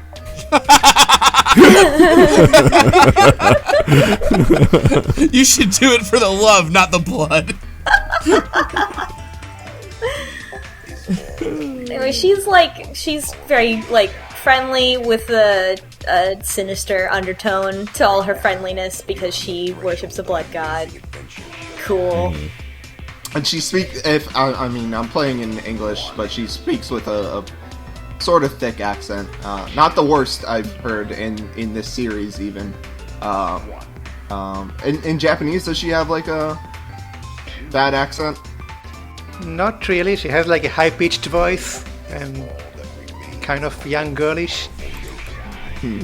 It's pretty annoying. That makes It's sense. is okay. in general, It's really. annoying in English too. Yeah. So it's just annoying all around. Yeah, she has one of the annoying voices. And then, now that we've met everyone... Oh, and where we find her is a location called the Shrine of Judgment. And there's like a fountain there. There's no truth coming out of her well to shame mankind, but like that's the vibe. The that I water got effects from- in that fountain are really cool looking too. Yeah, it was nice. And then and it's all like pure white around, like it's all like light and bright, and there's water flowing down. So like, yeah, I'm sure someone will get Vibration. killed there. Now that we've met everyone, the bears come on the TVs that we've been seeing all around, everywhere, every location. They come on the TV monitors to tell everyone to go to the gym. And we finally head back to the gym. I did try to go to the gym before they called us back, and they You can't, go up yeah. to it, and they're like, I feel like I've been here before, but they can't go in. There are also Did some you, extra rooms that we couldn't go into yet. Oh yeah, we which need to didn't talk about those. Yeah, There so one was of the a- first rooms that you can't yeah. go in is a room that looks like it was made for the protagonist. It's like a It's all big. musical The door theme. looks like piano keys. What did I say? Piano Yep. keys. It's got it's a like a pattern. Play me a song on the piano, man. the treble clef mark. But you can't go in yet because they're not It's for. still under construction. Yeah, they're called the Ultimate Laboratories, and they say that they want Yeah. the Ultimates to live there and continue to develop their Ultimate skills, but they can't go in because they're not done yet. Meow. Yeah, all the other rooms that were locked, they didn't have any extra things about that. Like, there was a sliding door in the arcade that you couldn't go past. There's there was One of the classrooms, wasn't it? One of the classrooms was locked. I think it was the one next to us. Yeah, the one school like C. store was locked. Yeah, they school said- store right Yeah. where like Rantaro was. Yeah. They and said that there was- were other Ultimate Laboratories, but they weren't just locked, they were hidden. So maybe we have to like find them later. There's also, on our way to the gym, we pass like a black and white door room, Like a that we checkerboard can't get door. into. I feel like that. I was like, oh, maybe that's like the courtroom where the trials are. It seemed very like Yeah. a big deal. Also, did you notice when you went to the gym the second time when it was locked, did you notice to the sides of it there were little like boxes with people's names on it? Oh, was that not Oh. there before? It was there before, but Oh, I I don't did think you see looked that. at it. Yes. But yeah, they're little like cubby boxes that have everyone's names on it. And I actually lined it up with all the names that were listed, at least the ones that I had at that point when I went there, and it all lined up correctly. One wall is all the girls, and one side is all the boys. At least I think that makes sense. Yeah, the I dorms think are that there's way an even too. split of boys and girls. Yeah. What 'Cause I the like dorms are about the that way, too. All dorms, girls on one side, all boys on the other side. yeah, they split it that way, but they don't put names on the doors. They have little like portraits of the characters that live in the Little rooms. 8-bit pictures. Yeah. Yep. So we head all the way back to the gym, or fast travel all the way back to the gym to get rewarded with a Trump joke. That's right. That's right. Yeah, the It Monokubs was- appear yeah. in their robots, and they also keep giving the robots backstories. Like, Oh, they yeah. keep, like, saying things about the robots, and, like, some of them get mad, and they're like, stop giving the robots backstories! It's like, these robots used to work a 9-to-5 job, and now they're here just working for their families, and it's like... So I don't know, maybe I found it very charming. maybe they just need some more time to grow on me. But it was kind of at this point where it's like, okay, I don't know if I like these bears or not.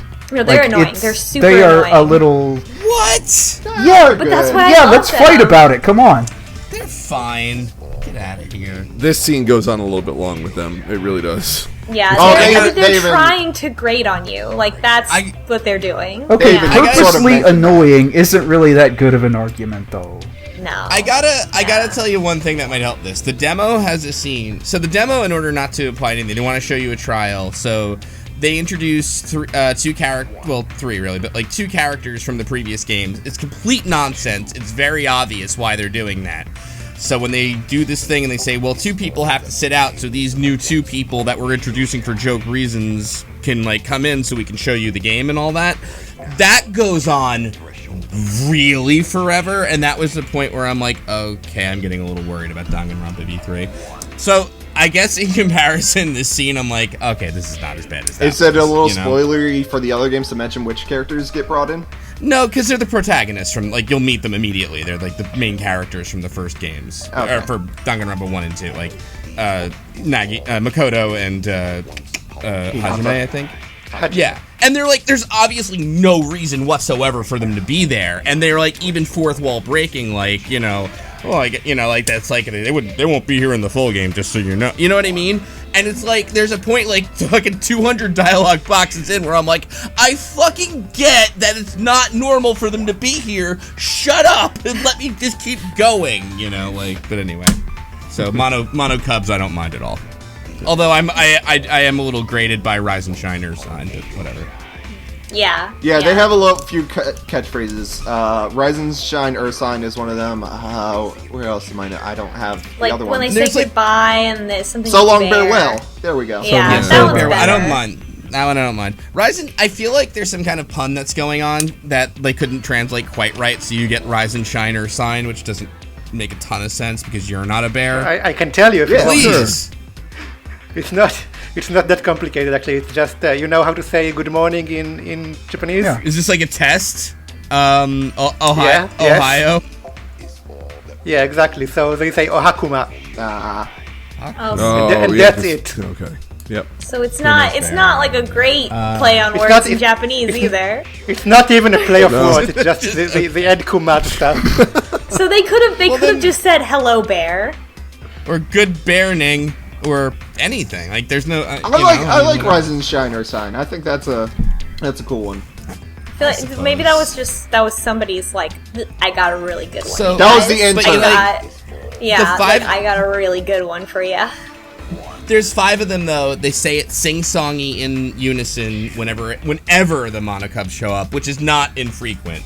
So it's like one of those things you're like, okay, Rise and Shine or Sign. There's a little graphic. And One of them is the robot is, his character trait is also that he doesn't talk a lot because the blue one, Mono Kid, Well, bullies Mono him. Kid keeps saying it's because he bullies Monodem all the time, but like, I'm on the fence of like, because I feel like it's supposed to be setting it up like, oh, they bully this one, but I feel like it's setting it up to be like, because he's a real murderer. Like, all the rest of them are like, if he's the one that's actually dangerous. Right, like they make you feel sorry for him, but I feel like they are going to misdirect that somehow, yeah. Well, and actually in this sequence we actually hear his first words. I don't actually know if he speaks in the Rise and Shine or Sign. I guess he probably does. He says in a robot voice. it's hard to tell, yeah. It's a killing game. Right, that's right. So we I'm not sure if we're skipping around, but basically there's this whole thing where they explain Danganronpa as a game, Yeah, well, Monokuma comes out first. Yes, Monokuma does so come like, out Dad's first. talk about here. that. Yeah, Daddy. like they think Yeah. Monokuma's Oh, their don't dad. say daddy. Monokuma hates all his horrible children, but also loves them. I really They're like so Mono. cute, but let me smack them around a bit because they fuck up. Yeah, I- he's constantly mad at them, but also loves them, which is very good. But yeah, I like- it's a big scene, and and they're like, "Oh, Dad's here, and Monokuma rises up out from the background, and he's got wings, and he sits down, and the wings fall off, and he's like, "It's me and my annoying voice." Yeah, I was pretty sad about that because I thought Monotaro was actually sort of the regular Monokuma voice, and then I realized when I heard Monokuma that it was actually a lot worse than I remembered. I thought Monotaro. Is I this wish the same Monotaro was Monokuma just. voice? I'm pretty sure it is. Yeah, in English it is, yes. Okay. I just Did they change it I up had kind for, of like recalibrated Japanese? my mind to how Monotaro sounds, and because I've heard Monokuma before and seen the opening of the first Danganronpa, I was like, Yeah, the English Monokuma is a sort of very Mickey Mouse to the very annoying extreme, essentially. Did they keep the same voice actor for V3 in Japanese? So no, because that woman who is famous for playing Doraemon, actually, she has dementia. She's very old and she has dementia. So they had to replace her for this game. Yeah. So they actually they picked up the woman who plays. If any of you played Virtue's Last Reward in Japanese, then the one who played Zero the Third in that game plays Monokuma over here. Oh, okay, that's kind of good. Okay, yeah. But yeah, that was like a big. I mean, as I understand it, it's kind of a big get for the original Danganronpa to get one of the voice actresses from Doraemon. Yeah, she's a very famous. oh, is voice that why actress. She's very Sumire old likes too. Doraemon so much and like talks about So, Doraemon? And they actually changed that. It's not Doraemon in Japanese, but that's too. It's a much more obscure old manga that she talks about in Japanese. That's funny. I guess they thought it would be too difficult for English speakers, so they changed it to Doraemon. Like maybe something you've heard of before if you're not. Well, I mean, you're playing Still obscure, Danganronpa V3. but- Like you're kind of already an anime liker. See, I don't know. I mean, people assume that stuff, but you never know. Oh, Yeah, quit could it, be you're an Slowbeef, anime who's liker. never watched an anime ever, as we all know. That's He's true, pure of yeah. heart. Yes. Anywho, Yeah, so Now all the Kumas are here. Yeah, the proper Daddy Kuma's here. He Did it. You said the word. You said the magic word. I don't like that I said it in conjunction with Kuma either. I feel like that's even dirtier somehow. So Monokuma explains. I think they basically explain the whole concept of Danganronpa. You have to have one of your. You have a class. Sorry. all right, Cut all that stop shit this. out. You are trapped here for the rest of your lives. I know that, unless but you- I have to do. All right. All right, go ahead. This is great. I can't fe- wait I for feel like- 50 more episodes of this. I feel like we're the Monocubs right now. So you're obviously Monokuma, and the rest of us are the Monocubs. Like, Okay, obviously, I'm down with that. right? Yeah, nice. Alrighty. All right, then all Turbo right. is Monotaro because they keep trying to take charge. Good, that's the one I want. Do you want to go with it? Yeah, I'll try for the third time. So Okay. the rules for the killing game is basically you as a student have to kill one of your classmates. And oh my god, you're even All right, gonna enough. You're done. No, You're done. fuck Listen, you. you have to live. You have to live in this school for the rest of your life, unless you graduate. What is graduation? It involves a murder game. If you kill one of your fellow classmates, we're gonna hold a trial. If you get away with it, you get to leave the school, but everyone else dies. If you're caught, though, you'll get executed, and the game will continue on. And that's Until- the game. well, They have until to the kill end. each other. Well- They have no, and of course they all react and they say, "I would never do that. I'm not going to kill everybody. I would never. I would never be moved to violence." Especially Kaede is like, "Oh no." And Right. then they're like, well, okay, what if we had these big-ass robots that could kill you, and we just do that if you don't do what we say? What? Yeah, I don't think they come out and like directly like threaten them as in like, but they're like, yeah, like you know, you're not gonna be able to leave or any, you know what I mean? Like yeah, you're they're pretty stuck here forward with us. that. Yeah. I mean, the way I read So- it is like, even one of the characters later on says, well, we kind of have to do it because they've got the robots that can kill us. Yeah, but they also say something like Monokuma can't kill you. Like he Well, won't commit any of the Monokuma- murders. So that's Himself part of the won't. rules. Directly. Yes. But they also say if you violate any of the school rules, then these giant robots will kill you. You will. That's They true, also yes. do they also identify the Kumas as robots? They Like kind I of feel do. like Kibo says that they're robots. I thought they were demons. Are they just Oh. robots? So in Danganronpa 1, in early game, they like Monokuma's a robot. I think he You even know. explicitly says that in the, pretty early on. Yeah. Like, yeah, I'm one of the top of the line robots. I don't actually though. Now that you mention it, I don't remember it being. You In do this remember where that? they do mention that they're robots. They like Okay. allude to it at least. Because Right, Kibo okay. says like that he's a robot that has the top of the line learning chip, and the Cubs are like, well, yeah, we've got that chip too, but these giant robots that we've got, they don't have a chip, so we have to control them. Yeah, Got it. Yeah. I'm kind of disappointed that they're just robots. I mean, obviously they're more than robots because they're If- like masterminds. But anyway, and also if just the song that calls them yokai. I was like, all right. So I actually looked up the lyrics for that. It said, oh fuck, I lost the tab. He is all that remains of a once powerful nation. Right now, you're on the threshold of an amazing adventure. Those are the lyrics from Rise and Shine. A nation? A nation of Kumas? Well, who knows if they're referring to the Kumas? Just saying he, an unspecified he. Interesting. Anyway, they're just. I don't think they're just robots, is what I'm saying. It seems like you would be okay with them being robots, seeing that you like robots. I do like robots, but like these are too smart to be just robots. Oh, but Kibo, the dumbass. That sounds robot phobic. Also, my life is a teenage robot, and I love him. Like, I don't love these asshole bears.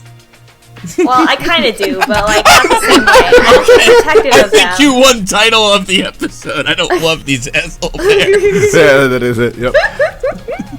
It's like the Care Bears, but opposite. They are. God, they're awful.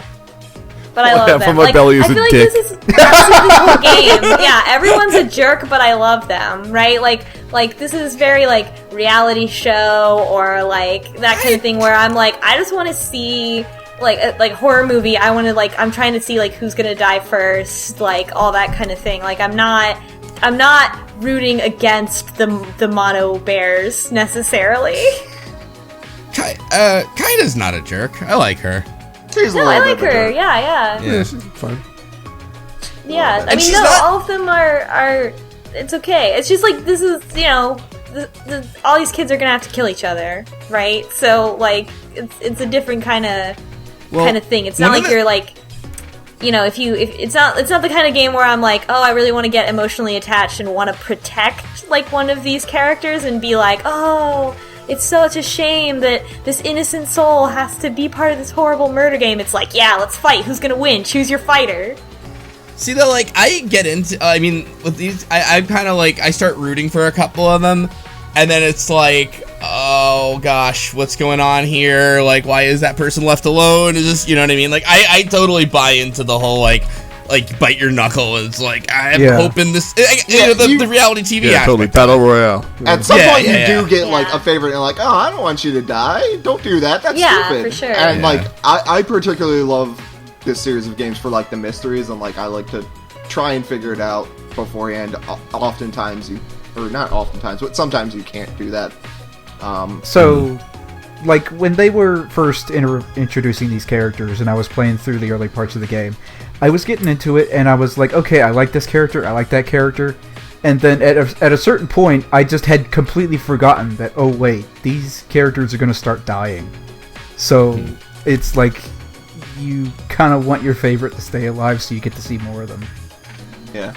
That's really interesting. I feel like the game is so abrasive that I'm a little bit more like, yeah, let's watch them fight. I don't know. I feel more like I do when I watch Project Runway. So, But like, you won't I really actually- see them fight. You'll just be like, oh, you walk in one day and Kibo's dead now. We don't get to know more about Well, his yeah. story. I mean, which emotionally, is like the sad. like with their words. Oh yeah. So I actually want to use that as a bit of a segue for a gameplay thing that's going to happen next session too. What's going to happen is you should know this in advance. You're going to get this thing called free time, which is this quote unquote optional thing where it's like, hey, you can go to bed and just spend the day alone, or you get to talk to like a character and you can give them a gift. So the idea is there's going to be, I don't know if you noticed the school store that was like locked now. When you go in it, you get this game. I forget what it's called. Is it like a gotcha game? That's Oh, Gachapon. yeah. Yeah, it's a gotcha. Yeah, you've probably seen it in Smash Brothers. But like, yeah, you insert a mono coin. The first time you do it, you have a 100% chance of a new gift, and then the more points you put in, Or just the in like higher any ch- supermarket. It doesn't have to be in. Alright, whatever. Yeah, or No, but like I mean, like- Cece's Pizza. Yeah, we're getting No, but like, distracted now. but like one of those like, so the idea is like, okay, if let's say you have a 50-50 shot at a new item, you can insert multiple mono bear coins to like increase the probability of getting a new coin now, you know what I mean? So you can like screw with the probability and spend more and all that. And if you haven't been, you can find coins by smacking all the items in the rooms. And also,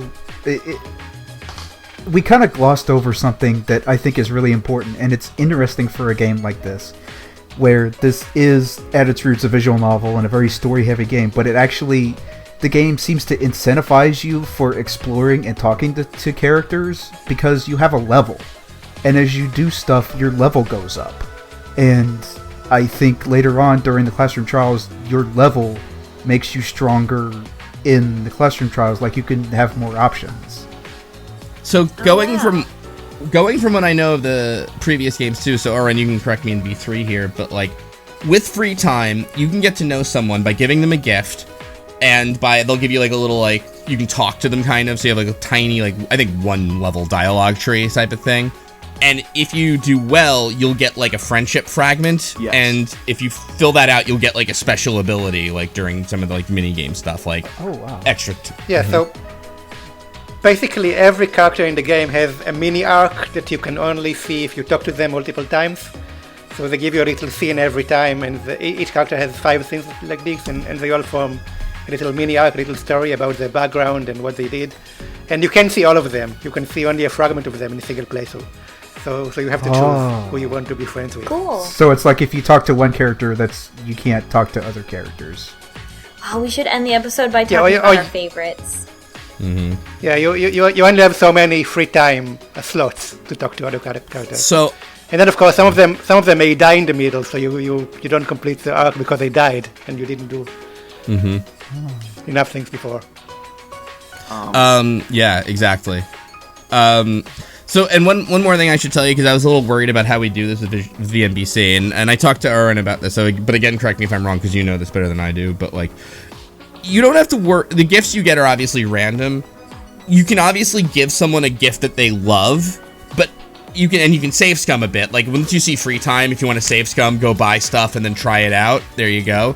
But they don't have to love the gift. As long as it's not something they'll hate, you get the scene with them. Yeah, basically, it's a little strange. If you can, you should give them one of their like favorite gifts. But it's not like if you don't give it to them, you don't get a scene. It's I think there's a point system behind it. It's going on. So is it like obvious? I know in like previous games it wasn't obvious what their favorite gift was, and you sort of had to guess. Some of them are obvious, some not. I think I recommend save scamming. Just talk to someone, give them a gift, and if it's not one that they love, then just reload and try something else. So is it like that you can only give them one gift for a certain period of time, so you have to choose the right one? No. Yeah, so you talk to them, and then they ask you to give them a gift, and then the scene starts. So if you give them something they hate, you don't get a scene. If you give them something they love, you always get a scene, and if you give them something they're ambivalent to, then sometimes you do and sometimes you don't. It's not really clear what the calculations there is. I mean, so it's the best to save scum. Yeah, I'll tell you, because I save scum and stuff. Like, I had a 50-50 rate, like, meaning that I was able to guess what somebody loved, because it was fairly, I'll tell you, like, one of the gifts you can get is robot oil. So, like, right there, so, yeah, obviously, you know who that's going to. Oh, yeah, right, me. and right. Robot oil. But like, and then like, but sometimes you'll get like a bottle of water, and it's like, And the thirstiest. It's hard to tell. Yeah, right. Well, I think it's Kaede. Yeah. So.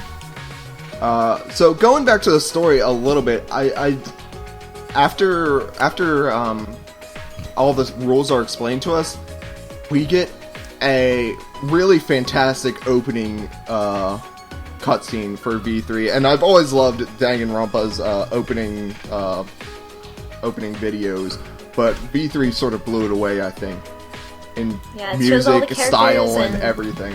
They have these cool effect where it's them, and then it's their shadow, and the shadow opens its eyes and has separate eyes. It's spooky, a little spooky. I want to know what's going on. Yeah, like I feel like it's such brilliant design work. I love it. It's really very stylized, and I like it a lot. I love it because usually it hints at stuff in the story too, but I mean I couldn't guess anything off of it, but I'm excited. Yeah, I like I'm pretty happy. We continued playing until a little bit past that, until we got control back, right? Yeah, the only reason I wanted that was just because I felt like this was actually a good stopping point, but the only thing I thought was like an extra interesting thing is just, this time they say the murder game will actually end when there's 2 people left. Yep. Because they say like, they never really expressly say that, and I've always wondered, like, well, when, like, how is this supposed to get, you know what I mean? Like, that kind of thing, like, they never, like, talk about that, because then, like, for me, I was always, like, trying to work out the math, like, if there's 3 left, that doesn't really work, if there's, you know what I mean? But, like, I guess if it's, like, there's 2 left, you can't really have a trial, because one's just gonna say the other person did it. Yeah, well, if there's 2 people left, too, it's like, well, one person will just kill the other, and I guess, right. Oh, well, So there you go, I suppose. But I don't know.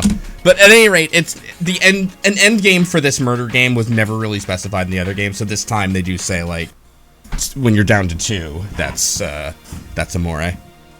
But then you have to get married. It's a very strange way for the killing game to end. Yes. So all right. I mean, I don't know if there's anything else we want to talk about. That was kind of where I intended to end it, but do we want to go over the school rules? do we? What are they? I guess not. No, I mean, what are they? Don't fight Good ones? those robot bears. Yeah, so Don't hurt 'em. violence against Monokuma or any of the Monocubs is strictly forbidden. You will be killed by a giant robot. Curfew is like between 10 p.m. and 8 a.m., I think, during which most of the facilities are closed, but, well, I guess if it's curfew, then you can't get to any of them. But you definitely can't get into at least 2. I think at least in the other games, when curfew happens, you can still sort of, I mean, characters will still sort of walk around and interact and stuff like that. It's just like you can't get food or anything like that. Yeah. So I think if like the Monocubs are out, they might say like, "What are you doing up so late?" Oh well, I don't actually care. It's not actually against the rules, so it's not like curfew in the sense of like you have to be in bed, lights off. Sailors, there's no sailors here. So the next rule is a class trial will begin after a set amount of time after 3 people have discovered a body. I kind of did that out of order. Oh, that's right. Basically, they will announce a murder after at least 3 students have discovered a body. A certain amount of time after that, that's the class trial. That goes until there's 2 people left. Monokuma himself will never commit a murder. What else is there? And then there's the whole, if you get it wrong, everybody dies. If the rules for the class trial. Was there anything else? Specifically. There's another translation thing that I think Slowbeef told us about before we did this, where instead of referring to the guilty party, they use the word blackened, which is very strange. Yeah, and awkward. they pit it as like blackened versus spotless.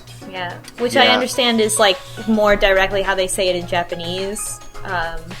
So in Japanese, these police slang basically means black and white, which is culprits and innocent people, and it's obviously they choose those terms in Japanese because it's black and white, it's Monokuma's colors, but it doesn't really translate well, so that was a poor decision. It's also confusing, like, in my mind I'm just like, the guilty party, like, and the innocent other people, like, that would make a lot more sense. Or the accused, Yeah, it's...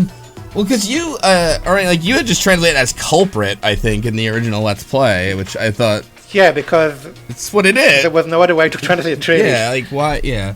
But it's like police slang anyway, it's like the person who did it, you know what I mean? Like, there's... The perp, there's no other... Yeah, there's no reason you had to retain that. I mean, whatever.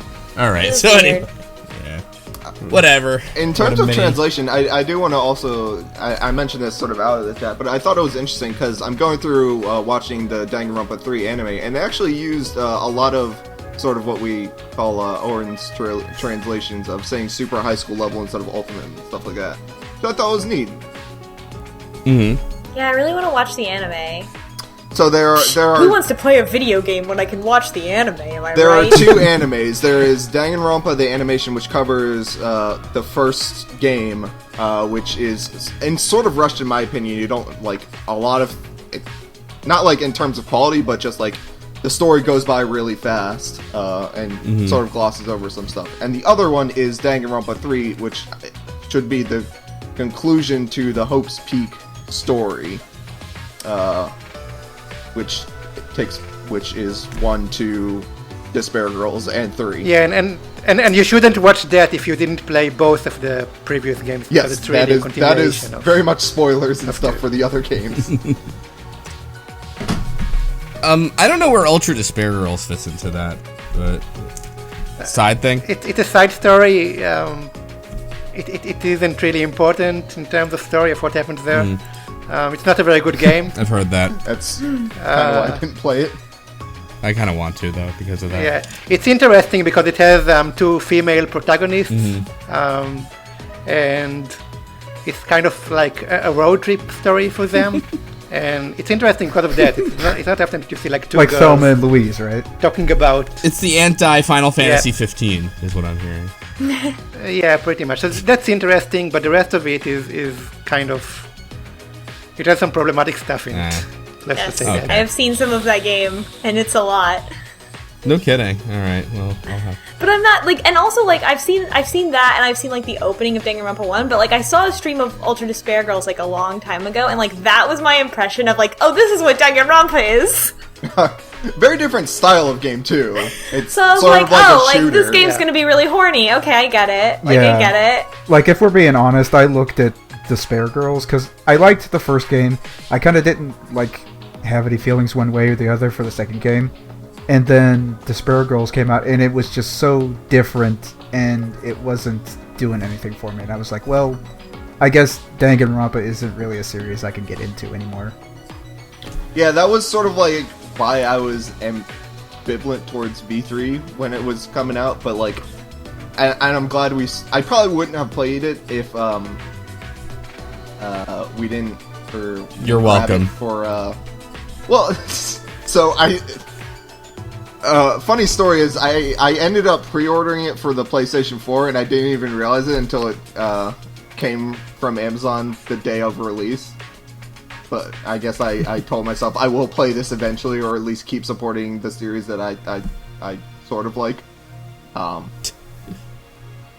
I probably wouldn't have played it if it wasn't for this, but I'm really glad I did, because it's probably my favorite of the series so far. Yeah, let me just say, I think having played it to completion, I think this is the favorite of mine. It's certainly the most interesting. A lot of people don't like it because of things you'll see in the future. But it does a lot of very, very interesting things with the story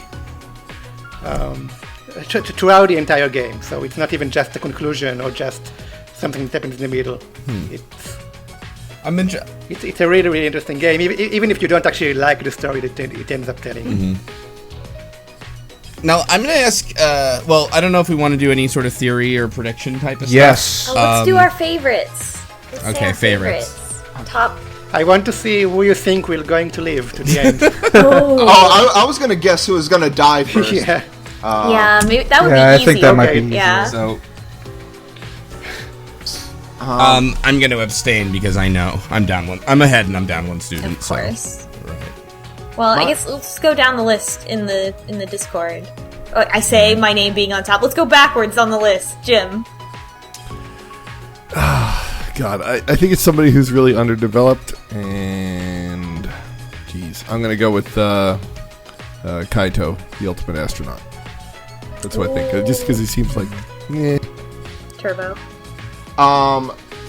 Just knowing the series and how it plays with your expectation, I think it's going to be someone that we think is going to be big, but is actually killed off pretty early. So I think it might be either Rantaro or even Shuichi or Kibo.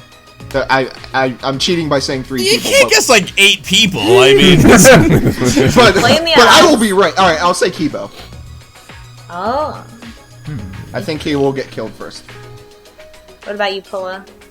I think it's gonna be Ryoma, because his character is just like a combination of tropes of like the loner, the dangerous biker, and he just, to me, he seems like a throwaway joke character. So I think maybe for the first game or the first murder, they might go for somebody that's like you might not care about to kind of ease you into it. Man. I think maybe I'm just biased because I've just seen the opening of Danganronpa 1, but I think it's going to be Tsumugi. That is my guess. all right. Who's your favorite? Favorite. Or like top 2 if you can't pick between 2. Mew's my favorite. I know the name. What a pervert. I was expecting. biggest chest size. Way to go, slowbeef. And she brags about it. No, I was actually thought that would be more of a controversial choice because I felt like other people would think her character was kind of like maybe like stupid. I really like the gimmick. You really like that she swears all the time? I like that she's very vulgar, but then she just backs down immediately. There's just, it is funny. I think it's funny. Yeah, she's very much like that sort of tropey anime character that's like, well, I'm very like overt and sexual, so it makes it okay, like, because I'm like doing it like on purpose, like ignoring the fact that like a person wrote this character. It seems like she would be the kind of character that would make those advances on somebody where it's like, oh, you want to go like fuck or whatever, and if they said yeah, she'd be like, what? I didn't mean. Yeah, that's kind of endearing. Yeah. Yeah. So I just read an interview with the game's writer, and you know how in Japanese games they usually hold these popularity polls for the characters. So he said he wrote Miyu to end up last in those polls. Did she actually? That's what I he actually wanted. like her much and more now that you said that. yeah, and he was kind of surprised because she usually comes up like pretty high in the end. I'll let somebody else go. Yeah, what is your favorite character? Well, right now, you know I who guess my it would favorite probably- character is. Right now, I guess it would probably be Tenko, the Aikido master. I'm pretty interested in what other characters are going to be like, but as of what I've seen so far, I'd go with Tenko. I'm gonna go with Gonta all the way. But I also like Kibo. Like, I'm curious to know if he's actually a robot or not. Yeah, that's a good point. I like Ryoma because there's a lot going on there that I just don't understand, but it also seems pretty cool. Ryoma's pretty great. Smacking metal tennis balls into the mafia's head sounds like a fun way to have like That's a whole, like, that's a animated great sequence. Thursday evening. Yep. I love Yeah. that he's voiced by Snake in Japanese. I wish I'd known that guy. Yeah. Also, I want to bring up, this guy went to prison for that. And just imagine this, like, little kid boss baby in prison with all the other prisoners. Yeah. It's my favorite. It's what I like want. My Boss boss Baby? baby smacking the mafia in the head. And imagine that they're all scared of him is the thing. They would all be terrified of him. My favorite, shoutouts to Arden. My favorite is Kokichi, which is very problematic, but whatever. I love the shitty child. He's pretty cool. I can't wait for him to murder someone. I think he'll probably be killed, honestly. I like his You know what, horrible actually- ska neckerchief. I changed my mind. He'll probably survive to the end. He'll probably be one or the other, uninvolved. right? I Like- think he will probably be uninvolved in everything. Yeah. Like, he seems like the character that's just a stirrer. Like, wouldn't actually Yeah, he's start just gonna be, like, anything, commenting but on would the just side, yep. be on the sides and just stir shit the entire time. Yep. So either he'll die right away, or he'll make it to the end because that's what he does. I feel like from now on, I should write down my prediction before I know, and then I can at least tell you what I So you thought can at add- the time. Yeah. It's a good idea. That's a good idea. I think I will do that from now on. Yeah. So I don't want to get into like too deep theory crafting of like what's the deep story, the dark secret underworld of Danganronpa V3 on the first episode. I feel like we'll probably get more of that as we go on, and also this is probably one of our longest episodes of VNBC so far. Yeah, these are all gonna be 2 we're at hours, midnight. aren't they? 2 hours. Yeah, I Yeah. mean, a game like this well- we might just have to go over. Well, to be totally fair, like, this is the very first one, so there's some context setting and all that. Because I feel like we got through it at a clip, but we had to introduce all 16 people. Like, there is You kind of no really way. gotta play the game for this one. If you're not playing the game, like, you really gotta, because We we're not skipped- gonna be able to We tell skipped you. over a lot. Like Yeah. Like, this there's is this bronze encouraging statue you to that go... was thing. Like, if this is grabbing Yeah. you, go play the game, or get it and play along with this. Yeah, and again, you don't need to play Danganronpa 1 and 2. If you'd like to. Let me ask this. How is the reading length itself? Should we do the same amount, less, more? I think everybody is on board for doing their reading a little bit earlier for this one. I know I'm not going to be doing same-day readings anymore. So, I feel like we could take the same length or maybe even a little longer. I think because it's getting into play mechanics, I'm down with a little bit longer just because, Okay.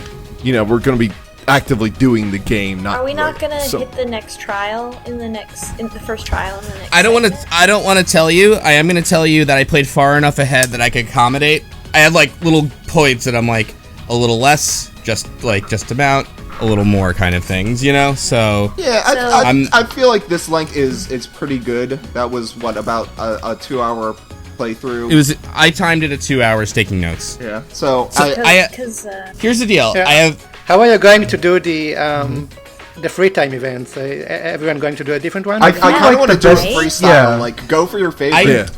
Yeah, I did a I stupid think- thing and I spread it out. So I feel like the whatever. best way to do this is to just everyone plays the way that they want to play, because the important part, the classroom trials, are all going to be the same. We'll all have different things to talk about in regards to free time, and I think it'll just be more variety. All right. I I'll tell kind you of want what. to even say that we shouldn't even really cover what happens in free time until maybe after a character is. Oh, that's right, because you'll get removal? hints from other people's playthroughs. Yeah. oh, Okay. All right. Well, I'll tell you what we can do. Tell you what. I'll give you the long reading length thing. Okay. Okay. And if we don't cover it in like the next podcast, we can always like say, okay, we'll cover more next time. You know what I mean, or whatever, right? We'll figure out how we want to do that. One Okay. other sort of question for Owen: are there any characters that, like, if we did them first, would make the game like are sort of like necessary to do for like endgame or anything like that? Like they unlock some skills or something like that? I don't imagine so, but No, I don't think so. You don't really need any of the skills. The action part of the game aren't really that difficult. I think the skills are really for if you want to get good scores and not just complete the trial. You can complete the trial anyway. so just for slow beef power so- gaming. Right. Yeah. Achievements. Okay. Well. Now I had a plan for the same reading length, but let me think of how. Okay. You're gonna. All right. So to be a little vague about this, you're gonna get a time. Like somebody's gonna say something like, "This is gonna happen at Thursday 8 p.m." All right. It's gonna be pretty obvious, so play till then. Does that make sense? until we get the time period. Yeah. You'll be told like a scheduled event will happen. Okay. And when that scheduled event happens, well, there you when the event happens, not when we're told about the event. no, not when you're told, because you're gonna be told fairly soon. Okay. But yeah. Do you think? Yeah. Do you think that's good? Yeah, I think that's good. Yeah. Okay. Uh-huh. That sounds really good. That sounds pretty vague enough where it's not spoilery, and it's pretty obvious what's going to happen and when we'll get there. Yes. Okay. All right. Sounds good. All right then. Well, we'll see you all next time. Yeah. Thank you for Of having course. me. Thanks for coming. Thanks for on. being on. Yeah. Seriously, Thanks this for has been being Thanks awesome. for coming, super ultimate Danganronpa. Yeah. Oh. You're. Yeah. So I've actually I did I saw the entire prologue in English and I did kind of a line by line comparison with Japanese, and I'm probably going to write some stuff about it, like the Trump joke that you mentioned earlier. That obviously wasn't in Japanese, so Right. I think I'm going to write a little bit about what I Yeah. think It came out in what, January in what they actually did. Japanese? So yeah, definitely wouldn't have. Yeah, it came out in January. Yeah, Alright. that would be awesome to read. I love. Always It good. would. talking I and love always good, trivia. seeing your insights. All right. Thanks for watching, everybody. Take it easy. Listening. So long, bear well. No. Yeah, everyone says Yeah, it at the same in time. fact, That's our yes. new sign off for this We're not- whole we're not- every I asked video. for Yes, a sign we up are. for so No, long, it and the monkey's paw I got just one. curls. Like and subscribe, Ursine. No. Boo. Bear. Bye. I'm stopping the recording. Yes.